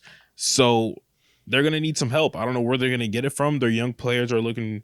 They don't have an abundance of youth right now. Terrence Mann is Terrence Mann. You think he's averaging like 4 or 5 points so far this year. So, yeah, they need way more versatility on offense. And I don't know if they'll have that because Kawhi is out. Yeah, I mean, they are who they are. They are 20th in offense. Biggest problem is they can't stop turning the ball over. They're 27th in turnover percentage, which is to be expected on a team that has 1 point guard and 0 other good passers. And that's the biggest problem. They just don't have enough passing talent on this team. Norm Powell, shout out him. He can create his own shot. Can't create shots for anybody else. Shout out Derek Jones. He can defend real well. Can't create shots for anybody else. Chris Dunn defends real well. Can't create shots for anyone else. Zubac, he plays like Kareem sometimes. Can't create shots for anybody else. Like up and down, there's one good passer on the roster, and that's an issue. Yeah, exactly. Shout out to them for being them, though. I mean, this is their identity. James Harden's averages like 5 turnovers a game, which is hilarious, but also putting up 9 assists. Very on brand for James Harden. The team is limited. Yeah, they're in a tough situation with no Kawhi Leonard, and they're looking pretty much as expected. Yeah, Exactly. Feisty defense, but no offensive talent on the roster to be seen. true. Who All next? right, my next team. We're gonna talk about the Washington Wizards, and I want to talk about how bad their PR is because I don't think people understand how good Bilal Coulibaly is playing this year. I don't think that people understand, even though that the offense isn't there, that Alex Sarr is showing the flashes and that you see the vision with Bilal and Sarr there, and they are next up for being the fun team. That's like trash, but they're like fun to watch. The Wizards are there, and they are actually building the right way. And if they do Wizards things, and they keep losing games, Cooper Flag, Alex Sarr, Bilal Coulibaly, like Keyshawn George, that's dangerous. That is dangerous. Bud Carrington. They have a lot of really, really good young pieces. Like the Wizards are going to fly up, our boards whenever we start talking about like the best young cores and like the best situations that you want to have. And it starts with Bilal and Alex Sarr right now. Yeah. And I don't think Jordan Poole's been terrible either. I think He's had a very good bounce back here. Yeah. The biggest issue is nobody's watching. Nobody cares. Yeah, exactly. Jordan Poole, phenomenal basketball. He's been looking like the Jordan Poole from the year 2021, 2022, the year that they won an NBA championship. Regular season Jordan Poole. Fantastic, bro. He's been every bit of just like efficient, smarter basketball, and he's had a lot less like super flashy pace. He's been getting it done, and he's been looking like an actual vet, which is crazy. Bub Carrington, which one of you guys are a big fan of that guy? Don't remember which one, but great player so far. Amazing rookie. He looks like he's probably a top 7-8 rookie so far in this year's rookie class. He's a bucket, the biggest problem is probably Kyle Kuzma like just taking up space and just taking money. That's it. Well, that's fine for them. They can trade Kuzma and get a pick back. Maybe they don't even need to trade him. Maybe we should just keep him because it'll help. He'll help them eventually get one of the top picks in them. Yeah, you trade Kuz, you get a pick back, you continue to lose games, but still have your young guys like show flashes and play well and do things from time to time. Like that is exactly how you want the start of a rebuild to go. I guess they're like 2 years into the rebuild, 2 or 3, but this is where you want to be. And there's reason for optimism and there's reason for hope for the Washington Wizards. So shout out to them. Y'all just got to watch every now and again. And again, you don't have to watch the Wizards against a random team. Watch the Wizards when they play your favorite team so you can see your team win and you can see, good flashes from young players. I agree. And there we go. That's all the teams I have on my list. Anybody have any teams left? I have one more. The Milwaukee Bucks. Oh, yeah. What is the one problem the Bucks are facing, Donovan? They can't guard us three. Any guard can play. A three-man weave is crazy. Any guard can play the Milwaukee Bucks, and they will have 30 and 10. They can't stop anybody. All the stuff that we thought was fixed last year in terms of like defense, whenever Doc Rivers came in, that stuff is still an issue. And you thought that throughout all of this, throughout trading Drew, throughout getting Dame, you thought, hey, we have Brook Lopez and we have Giannis. We have good enough of a defensive infrastructure that we will still be able to be a really, really good defense. That's not the case. And I know that like 2 games ago, because I got flamed on Twitter for it, because I was like, it's crazy how as soon as Giannis goes out, Dame turns up. And everyone was like, Dame had 41 last night. Guys, look at the last year and a half. Like, I'm glad he had a good game with Giannis, but the defense and the fact that it's so clear and obvious that they just don't work together. And that this experiment, it's not going to end up good. And they are at the bottom of the conference.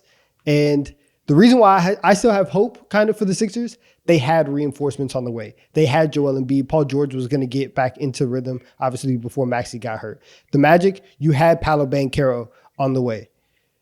The Bucks have Dame and they have Giannis, and you have your 2 guys, and you are at the bottom of the conference. Donovan, I got some awful news to break to you. Shams tweeted 2 hours ago, or Chris Haynes tweeted 2 hours ago, that they're making a change in the starting lineup.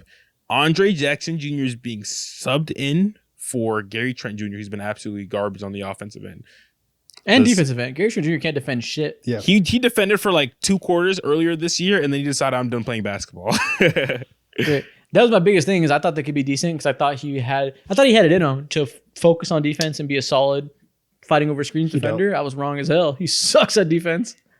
Yeah. But no, this team is in panic mode, disaster mode, all of it. Yeah, they're so fucked. We went through this last week where we talked about like I'm out. They're screwed. And we focus a lot on Doc Rivers all the time because he's not doing jack shit to help. It's really not his fault. The roster sucks, man. Like he's not good and he's not elevating them. The roster sucks. They have no athletes, no defenders, no juice outside their top guys. The Gary Trent signing whiffed. Torian Prince is Torian Prince. Like he's not giving you any juice on either end. He's just a fine fill in the gas player if he's your worst defender. He's not your worst defender. That's the problem. And it can't work. I don't know if any coach can save this team with the current pieces they have. Yeah. I don't apologize to Doc Rivers. I'm just looking at him and other stuff. You're also calling them like whiffs. Like technically, yeah, they're whiff. They're minimum guys. Like sure. Like this is like we applauded them and we were like, oh yeah, like good for you guys for what is available. They were graded on a curve because of all of the handcuffs that they have because of the stuff. So it's like minimum guys are not supposed to be getting this much run, be this critical to your success. Man. And that's just the situation that they're in. Man, we thought minimum guys could perform better and save them by being better than expected. Yeah. Turns out minimum guys perform like minimum guys. Listen, man. The only hope and the only way I can psych myself and delusion myself into believing this team having hope for the rest of the season is like, Andre Jackson Jr. They need minimum guys. They have minimum guys who are comfortable. Minimum guys who has made bags over the last few years. Minimum guys who've been around for a while. Andre Jackson Jr. has not been around for a few years. They need someone who's hungry, willing to die for a loose ball. And if that's Andre Jackson Jr. right there, if he can help play some inspiring basketball, then maybe there's a way that they can turn the ship around slowly but surely.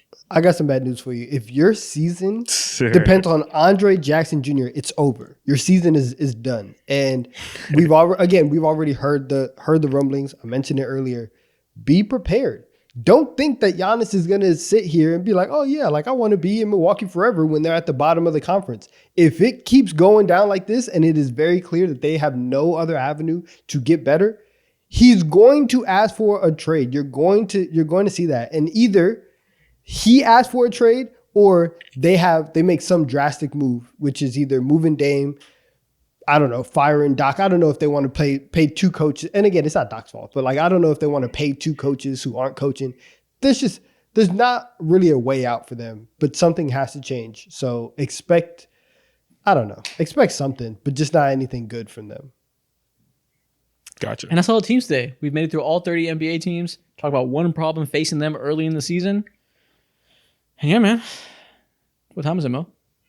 It's time to go to war. It is TikTok time. I need all my real eaters to rejoice. It is time.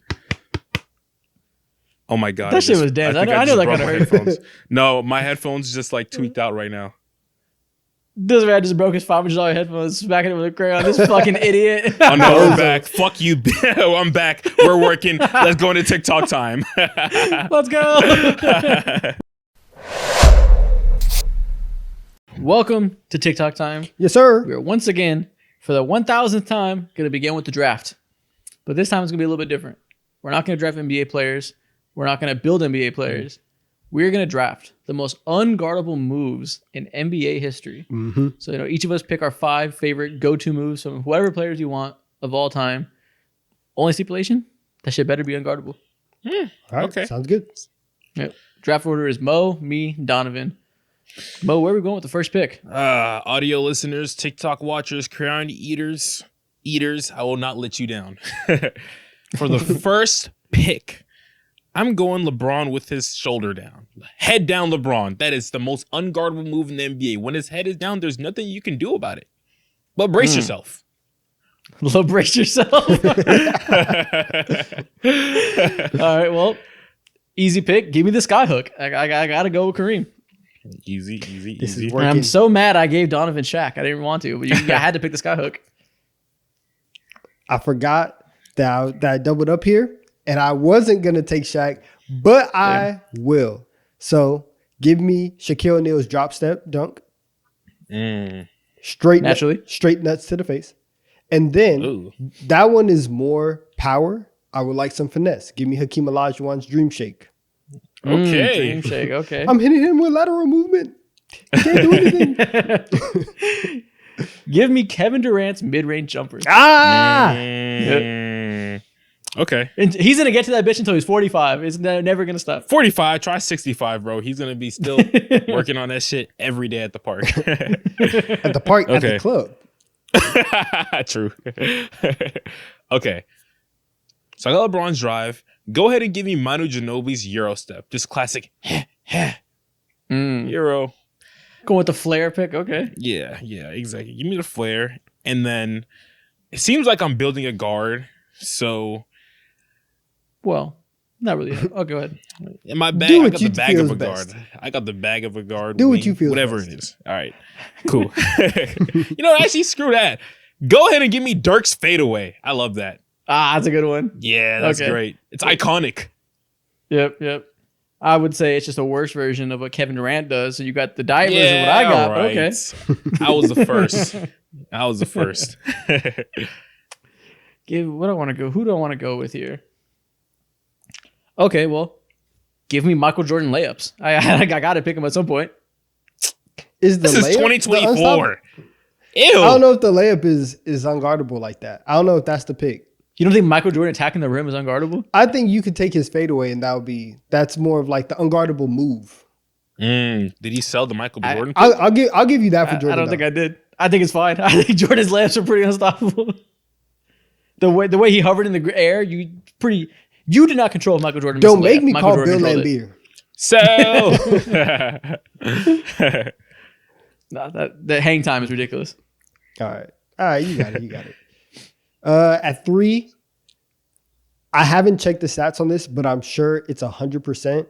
Give me Steph Curry look away 3. Okay, that's tough. I'm sure he's never missed on this shot. Oh nah. And if he has missed, it was in preseason and it didn't count. I was thinking about picking a Steph after a pump fake. Pump fake and steps to the side. Reload 3. Yep. That's tough. See, there's a couple ways to go. Actually, no, you took Michael Jordan. Next, give me Allen Iverson's crossover. Okay, Iverson crossover. Doesn't really, not a shot, so it doesn't result in points, but it's lets a him move. get to a shot, so I respect it. Yeah, it's a move. That's tough. It's one of the best moves in history. Give me Giannis fullback dive. When he spams that square button and he calls fullback dive, he's not going to stop. Just on a fast break, you're not stopping him. That's true. Just run and throw it up hold at the square. orange cone. Yeah, ew. No meter, just run and hold square. It's an instant point. Okay, All right, you got I like that. Yeah, I like Mo, that. Mo can't say anything because he picked LeBron for halfback dive. Yeah. Same thing, just different dudes. Okay. I have so many options. But you know what I'm going to do? Go ahead and give me Melo's triple threat. I love that. Just You logged into best my 50% note. jumper You of all logged time. into my note. You knew I was going there. and then to finish this off, to make this the most unguardable player of all time. And all facets of unguardable too. Give me Draymond Green screening ability. I am knocking some tooth out. You get illegal screens? That's not Illegal fair. screens, yes, bro. Not only on the ball am I powerful, but off the ball too. You ain't getting passed by me, brother. Damn. Yeah. You know what? Fine. Give me Magic Johnson no-look passes.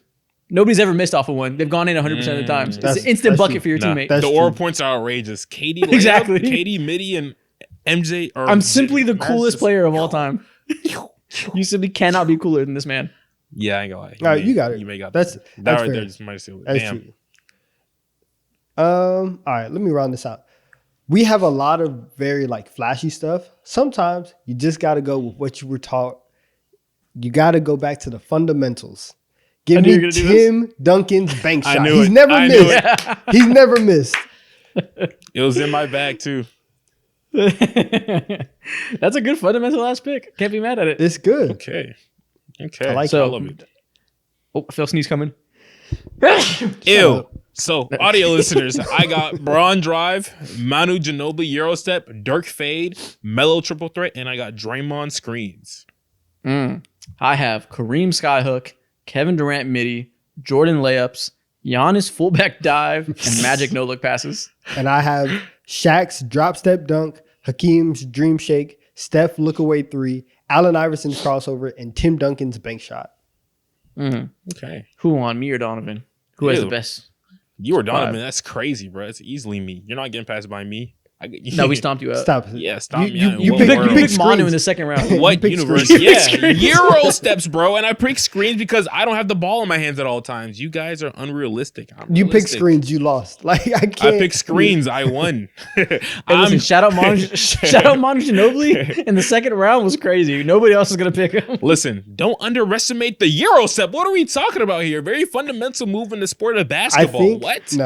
I think I get it only slightly, and the only reason why I say that is because Shaq's drop step and putting his nuts in your face, and then Steph looking away before the shot goes in, the disrespect is just a little bit higher. I think Isaac's are equally unguardable, but mine are just slightly disrespectful. They are disrespectful. Yeah, no kids can mimic what you guys are doing. Everybody can do a Euro step. Shit, me personally, I hit about 3.5 Euro steps a day, just to the kitchen. 3.5 Euro steps a day. Exactly, bro. So I walk in the hall, I Euro step my girlfriend. She can't stop it. Exactly. I'll get to the rim every time. Pay attention. Footwork. I get to the toaster every time. Just start pointing like, ha! Where you go? I do this to my girlfriend all the time, and she hates it. I constantly walk by. If I walk in the hallway, I'm like, she hates it every time. That's what I'm saying, bro. Who won really? Let's talk about it. Okay. But if she knows, Next it's coming in, she can't stop it. That's a skill issue at that point. Skill issue for 100% sure. skill issue. Exactly. It's not Stop even on it. you. I'm never gonna stop. You know what's even on happening. It's 1,000% a skill issue. It's not insane. I have no intention of stopping, despite it being a voice that is not enjoyed. Next thing we're gonna do. We've done a lot of variations of guessing NBA players by a large variation of stimuli to make you try to guess who the player is. Today, you guys are gonna guess NBA players by their siblings. Oh, We're shit. deep in our bag. In our bag. We will ain't never gonna- stop. We will never stop guessing NBA players by the most random, minuscule thing you've ever seen. I will never stop going in on the NBA guessing game. Shit, I can't wait till we get to the point where we guess NBA players by their shadows, by the smell of their breath, bro. I'm ready for whatever. Let's do it. I'm really in the trenches. Where you at? Let's do it. Guessing player by body odor is crazy. 4D vision. So yeah, man. I have some of these are well known, so maybe you've seen these people before. Some of them are deep cuts, but I think they're all guessable. None of them are too crazy. Okay. I don't know. Sometimes we be playing tricks, so we'll see. I don't think I did any tricks this time. It's nothing crazy. I didn't have like a white cousin of somebody like that's not white. It was nothing like that. I should have done that. That would have been funny as hell if I could have found somebody that had like a white stepbrother. Yeah. That'd have been so funny. That'd have been hilarious. Yeah. Okay. First off, whose sister is this? I have no idea. Oh, see, Great. Not a clue. no, I got this. See, listen, This one's pretty easy. exactly. Look, as a real fan, I follow not only this player but their whole family. You know what I'm saying? Oh, brother, you're Extended weird. universe. I'm tapped in, right? This is Get Steph a Curry's life. sister. What the hell? This is You know Steph Curry's sister. Oh, yeah. Oh, they do look She's alike. famous. Damn. Yeah, this one's easy. Oh, isn't this?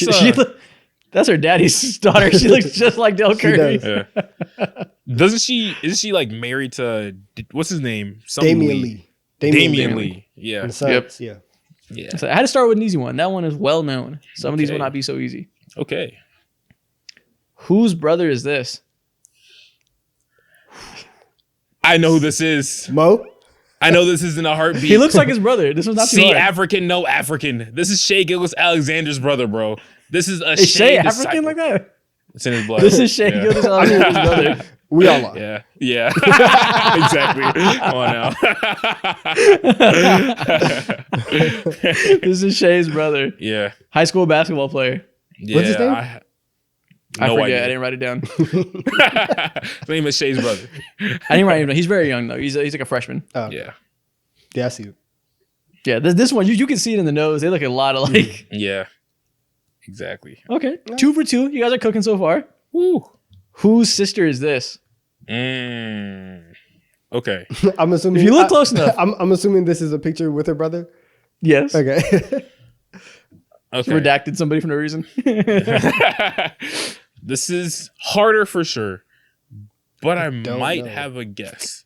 Take a look at the eyes. You can see it if you look hard enough. They look alike. I see the eyes. If she's taking a picture next to her brother, that means her brother might not be very tall.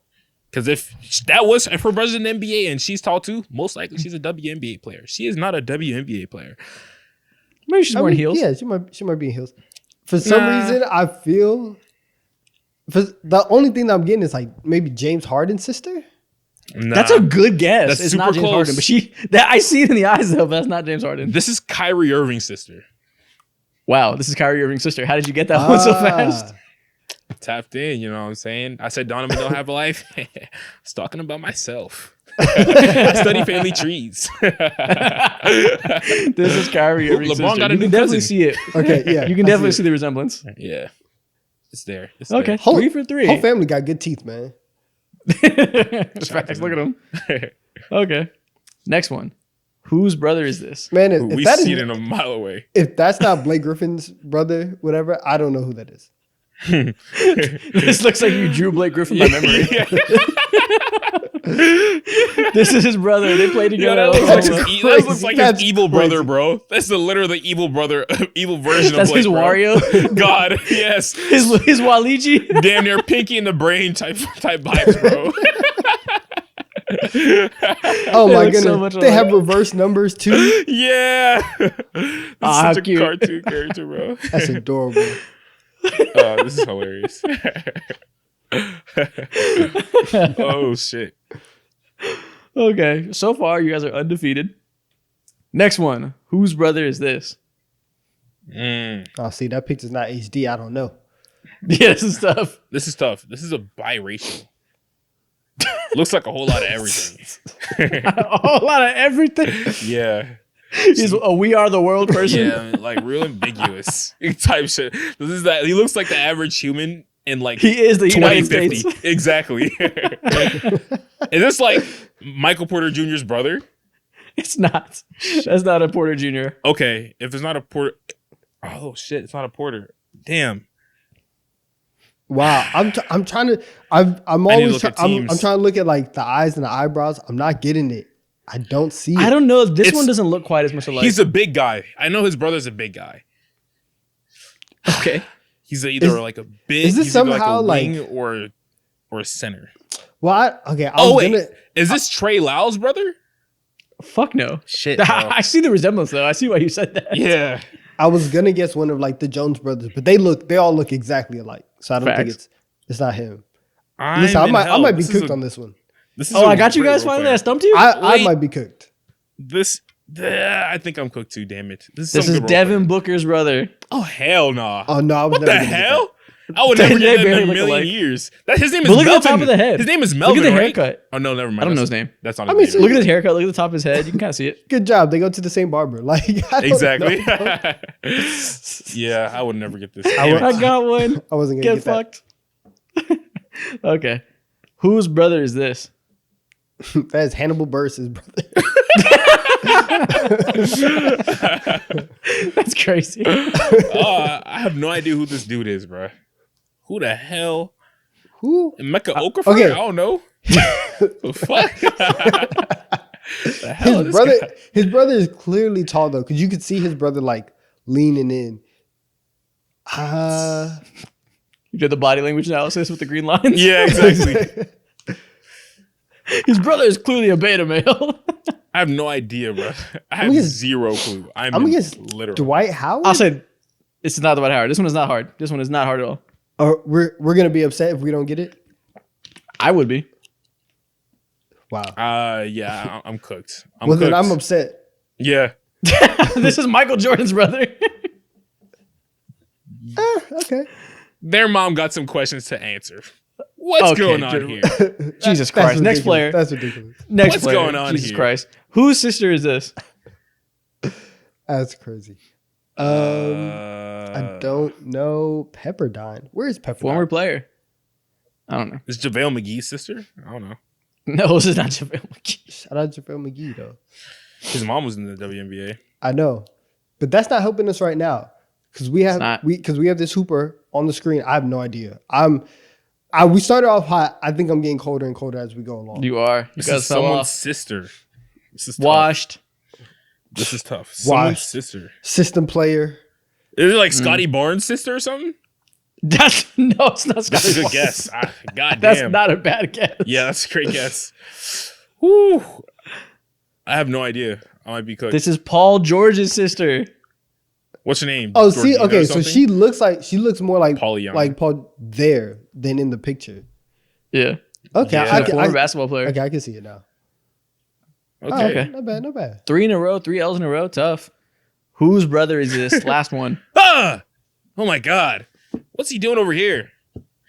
This man's supposed to be in Miami right now. This is Tyler Hero's brother. They look like twins.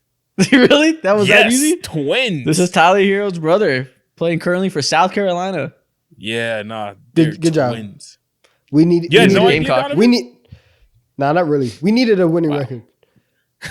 His brother looks biracial. I feel like his brother looks like what Tyler Hero thinks he looks like. I feel. Yeah. Oh shit. That's good. That's and that's good. the end of that. His brother just looks like Blake Griffin. Okay. Next thing we're gonna do. Well, actually, Mo, don't you have something for us? I forgot what it was. Yeah. You forgot. It's okay because I'll explain. Right now, we're gonna go ahead. I'm gonna have you and Donovan guess which NBA player is longer. What? Which NBA player? What? Yeah, I said it. Which NBA player is longer? Which NBA player has a longer wingspan? Which NBA player Oh, is lengthy? Okay. I was about to say, I don't know if I feel comfortable doing this. Quite the premise you have here for us.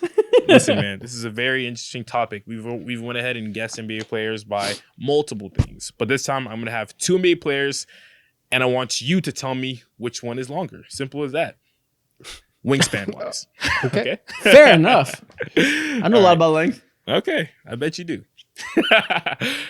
First up, John Morant or LaMelo Ball. See, this should be easy. And Yeah, like, LaMelo's long as hell. Like I feel like it has to be him. Like LaMelo's length is well documented, and that's not something we know John Morant for. yeah, I'm gonna guess LaMelo has a 7. No, LaMelo probably has like a 6'11" wingspan, and John Morant 6'6". yeah. I feel like you're trying to trick us. I feel like you're trying to set us up. But I remember seeing like 14-year-old LaMelo Ball with his hands down to his knees. Like his wingspan is pretty long. So did you not watch Ball in the Family? Bro. All right. Bro. Don't act. Don't One thing act, I know is don't- when LaMelo was 14, he was long. I specific. Where is Don't your act. shame? Don't act like we have been. Don't act like we have not been watching LaMelo Ball since he was like 13. His knees. What the fuck? Are y'all sounded- stupid? Are y'all stupid? What are you talking about? People have long arms and they go down to their knees. All right, bro. It just calm down. All right, bro. It just sounded crazy. It's John Morant. This dude has a 6'7" wingspan compared to LaMelo Ball's 6'6", just by an inch. LaMelo has a negative wingspan? This man is out Yeah. here. Oh my god. I didn't know that. Okay. Yeah, John Morant is long as hell, bro. He gets it from anywhere. Nice. Okay. This man pitched an idea about length. I start talking about length and now I'm getting fried. What are we doing? Calm down. What is happening? Who's longer, LeBron James or Michael Jordan? Michael Jordan. LeBron James. Are we kidding? You think I'm not going to pick LaGlorious King's length? Like, obviously, LeBron is large. It's going to be him. He's world renowned for being bigger, faster, and stronger than everybody. He's also longer. It's Michael Jordan. Ooh. But then again, Michael Jordan's hands are huge. So Yeah. you know what they say: big hands, long arms. Oh. So maybe he has a longer wingspan. I'm very uncomfortable with this video. I'm going to stick with LeBron, but I can see Jordan being surprisingly long. Isaac, I got good news for you. It is our King James. He is 7 foot long compared to MJ 6'11". Just beat him out by another inch. Another reason why he's just better. 6'11" wingspan at 6'7" is pretty large. I agree, bro. Shout out to you fantastic players. Shout out my goat. Exactly. All right. Next up, we have KD versus AD. Ooh, I'm going Kevin Durant. It's got to be Anthony Davis. Anthony Davis's wingspan is ridiculous. Doesn't he have like a 7'5" wingspan? It's something huge. I understand that. I'm still going Kevin Durant. Okay. No reason. I'm just going Kevin Durant. No reason Fair is enough. bad reason. It's Anthony Davis. He has a 7'6" wingspan compared to KD's 7'5". I undersold my guy. He's longer than I thought. Never doubt. I should have known. Just when you think it ends, it just keeps on coming and coming and coming and coming and coming and coming. Endless arms.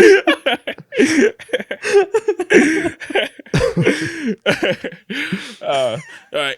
Next up, we got Victor Wembanyama versus Zach Edey. Ooh, Who got more length? This is the matchup of Length the on day. length. yeah, I imagine if we're going big on big, it's gonna be Wemby, but Zach Edey's close. I'm going Wemby. I think Wemby has like an 8-foot wingspan, doesn't he?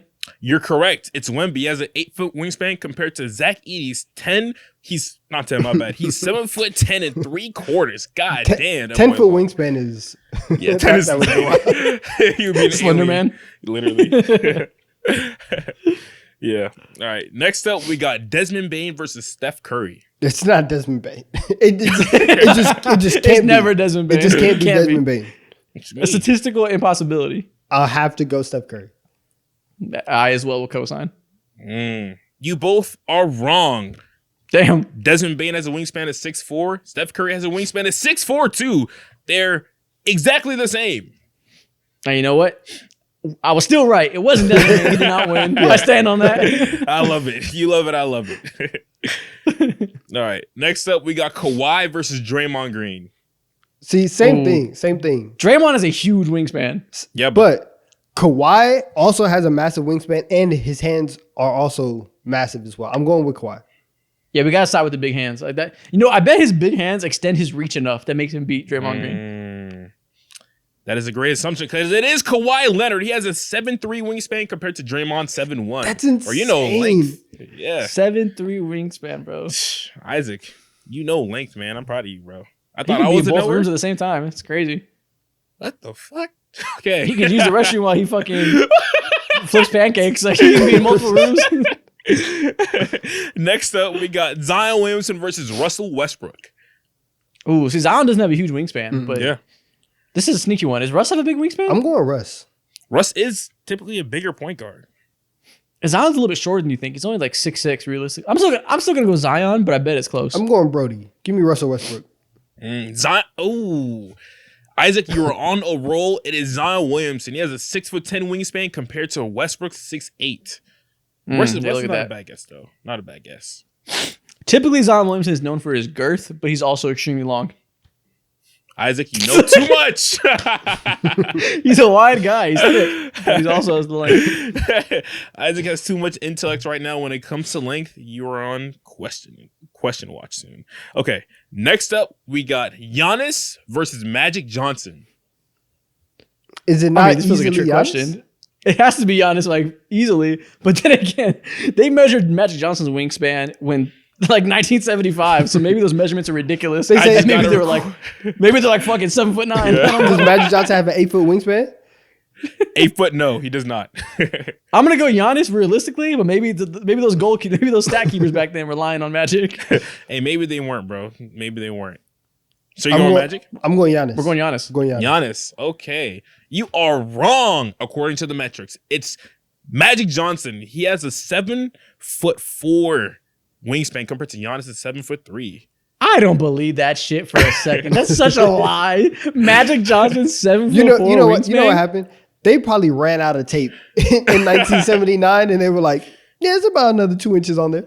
Yeah, they didn't have a combine back then. They were just yapping. That's hilarious, bro. His mom probably measured for him. Exactly. She didn't report it. They went to the door frame and just marked it, and that was it. They were limited back then, bro. What do you expect? And I got one more Stone for Age. you. We got Trae Young versus Jalen Brunson. Trae Young. I think I'm versus going Jalen. Trae Young on that. Both small guards. Yeah, I'm gonna go Trae Young. Jalen Brunson, not known for his length. He at all. just looks like a stocky guy. So yeah, I'm going Trae real Young. Desmond Baney in the build. Okay, I see. You are wrong. Trae Young has a 6'2" wingspan. Jalen Brunson has a 6'4" wingspan. Oh. You know what it is? I think Jalen Brunson has narrow shoulders, so it makes his arms look short, but his arms are probably still long. All right. Yeah, surprising. Went out sad, but I got most of them right. Yeah, Isaac, you are a knower. Congratulations. You deserve my crown. Let's go. I want it back, though, next episode. Next thing we're going to do, I'm going to have you guys fill out a bracket. We're going to do a bracket of point guards. So it's a new little TikTok thing we're going to do. I have 8 point guards here.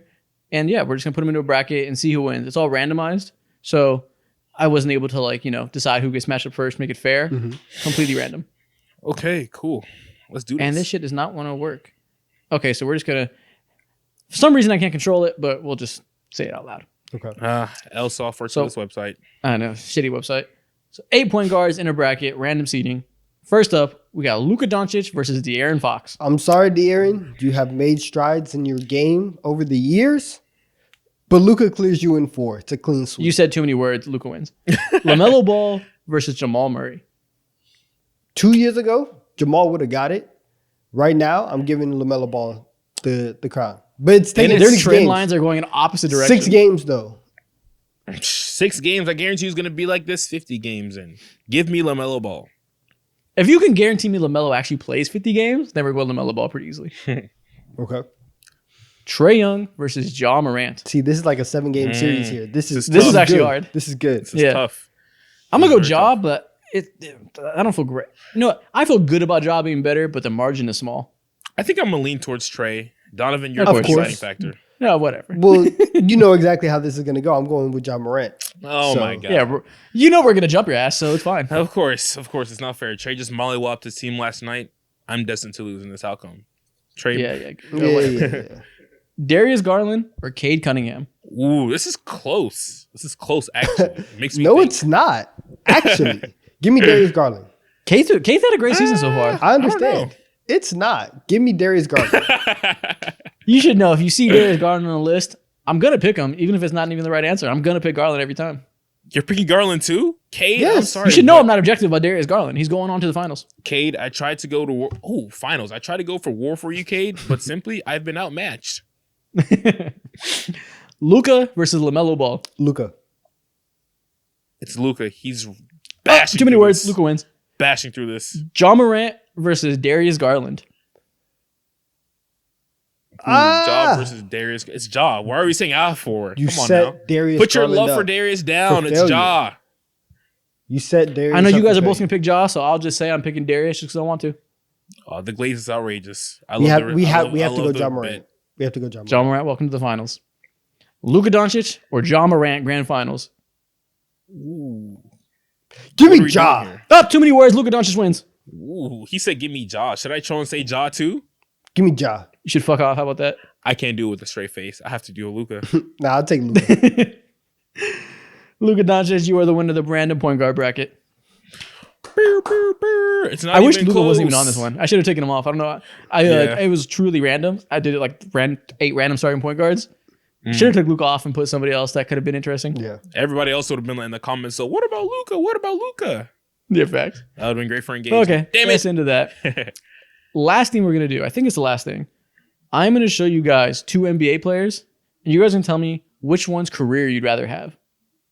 Ooh. So if you were an NBA star from that perspective, you're actually playing, whose career would you rather have? Yeah. First off, we got Scottie Pippen or Dirk. Give me Dirk's. Easy. Really? Really? You'd rather be Easy. a star that gets 1 title versus a second star that gets 6? They don't love Scotty like that. Scotty is forever the number 2. He you look at that and I understand that it's like, oh yeah, MJ and Scotty part of the greatest duo.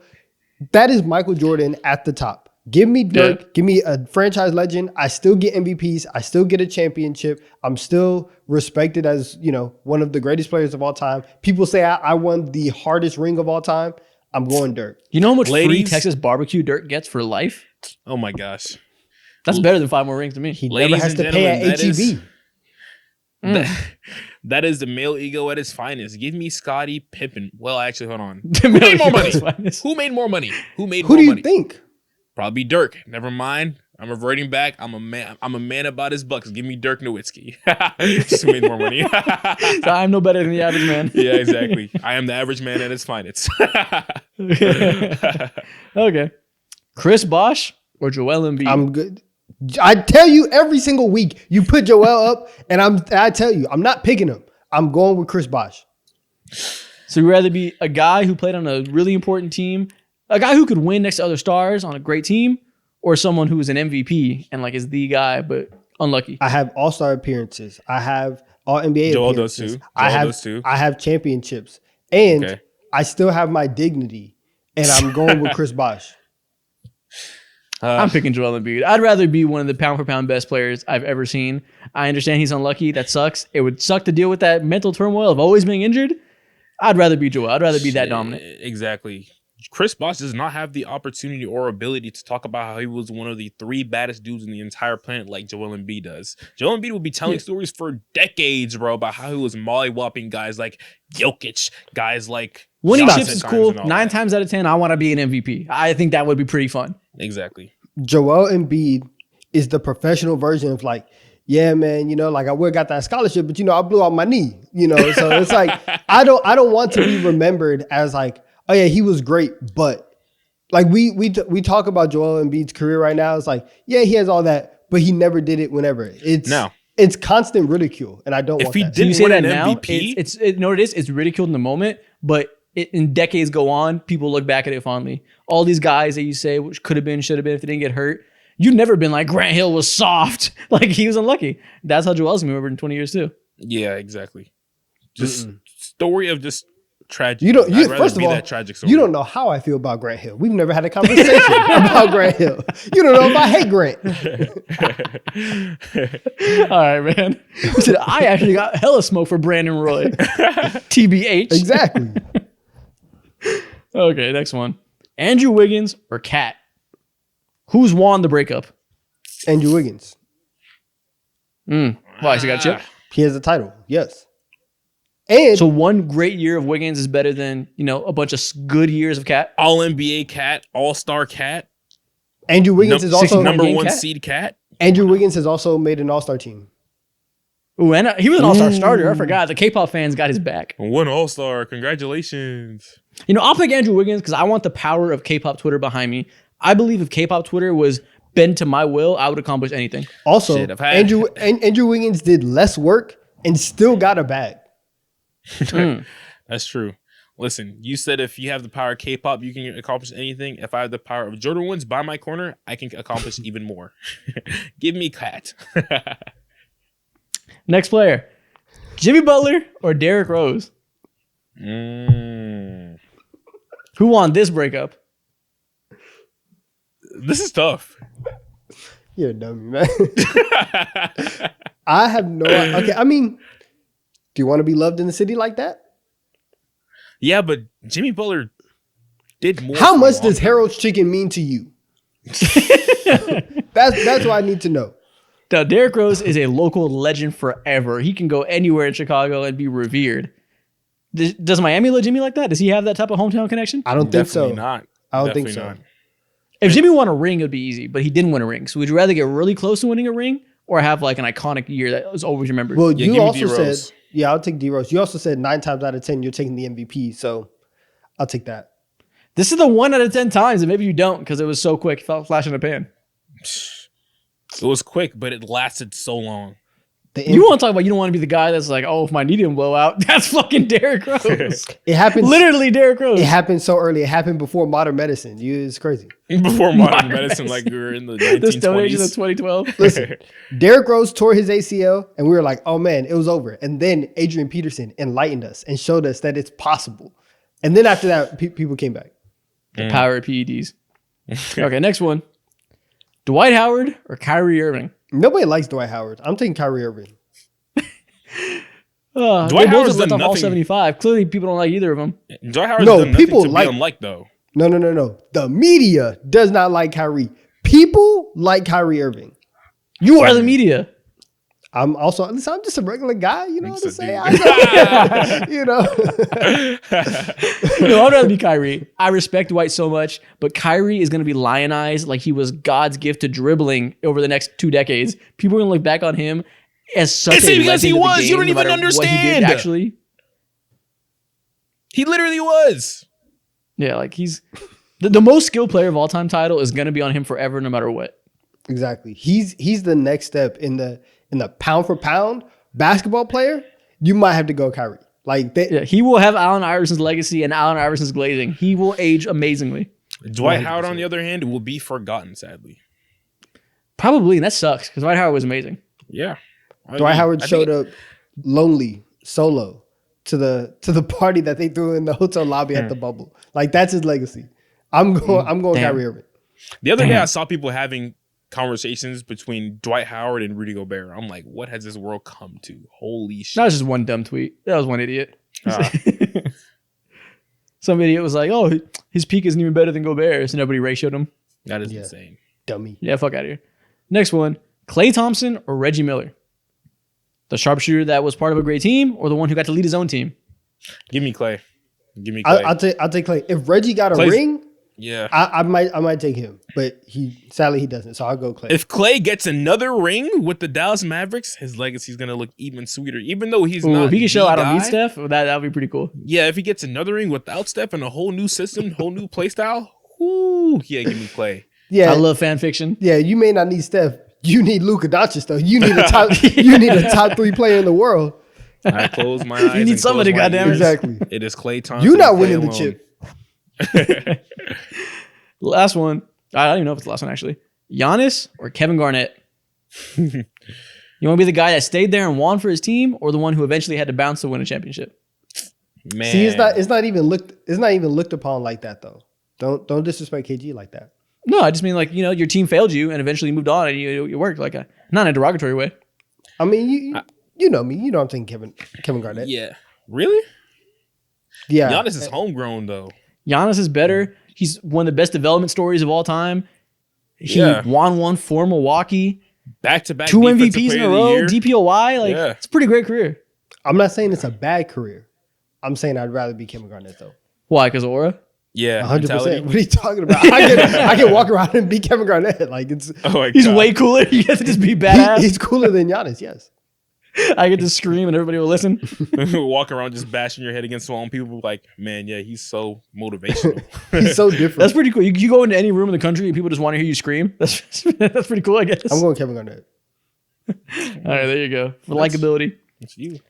Allen Iverson or John Stockton? Oh, this Don't ain't you even ever close. put this pasty man on my screen again? Whoa. Not too far. John Stockton has done important things in NBA history. Like, The list is short. He's an okay passer and he's an all-time steals leader. Efficient three-point shooter as well. Before his time, might I say?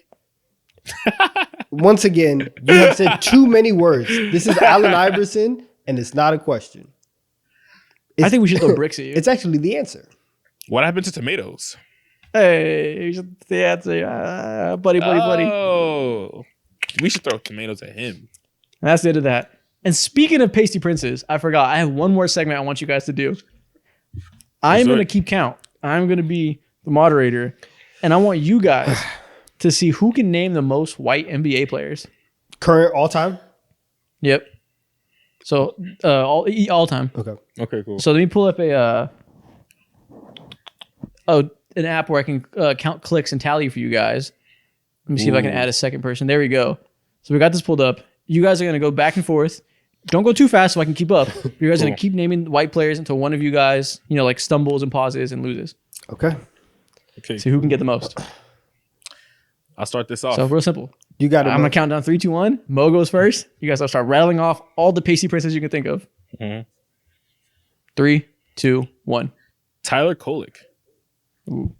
I hate you. That was going to be my first name. I hate you so much. I hate you so much. Steve Novak. Okay. Larry Bird. Luka Doncic. Sam Merrill. Pat Connaughton. Nick Collison.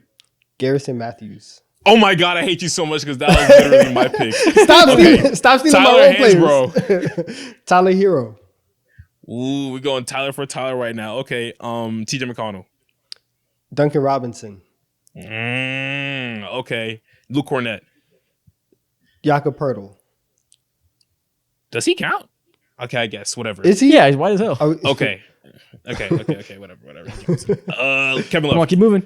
Steve Nash. Ooh, Steve Kerr. John Paxson. Ooh, Luka Doncic. You already said Luka. No, I didn't. I said Tyler Kolek. I never said Luka. Did he not? Dom, I thought you said Luca. Maybe feel you like- said Luka. I don't know. Okay. it's I fine. think someone said Luca. Somebody Really? said. I think No, somebody someone Luka. said Jakob Poeltl. I was like, wait, does he count? And I was like, No, the beginning. I think Dom wasn't your first name Luca. No, I was gonna say Tyler Kolek. I said Steve Novak. Okay, just because I don't remember on the moderator, we'll take that one away. You have 3 seconds to say a new name. Luca's out. okay, Steve so Kerr. I have 3 seconds. No, Yeah, go. Okay. Don Mo. Okay. I already said Steve Kerr also, but whatever. Say a name. Okay, Peyton Pritchard. Sam Hauser. Steve Novak. That was already said. I said Steve shit, Novak. cooked. Yeah. Ah, you I got lost. You cooked. folded. I got cooked. Actually, no, it's 10-10 right now. It's a tie. Donovan, say one more. Austin Reeves. There you go. Donovan Yeah. wins. Let's go. Yeah. No way. You got to 10-11. Okay. I think you might have lost twice, but I can't remember Luca for sure. So I gave you the credit, but Donovan wins definitively. Man, okay. Great job. I see you. That was I good. see you next week. We got to run this back. Yeah, just random categories. Yeah. Yeah. Okay. That's so funny. Okay. You got that. Okay. You got Okay. that. Yeah.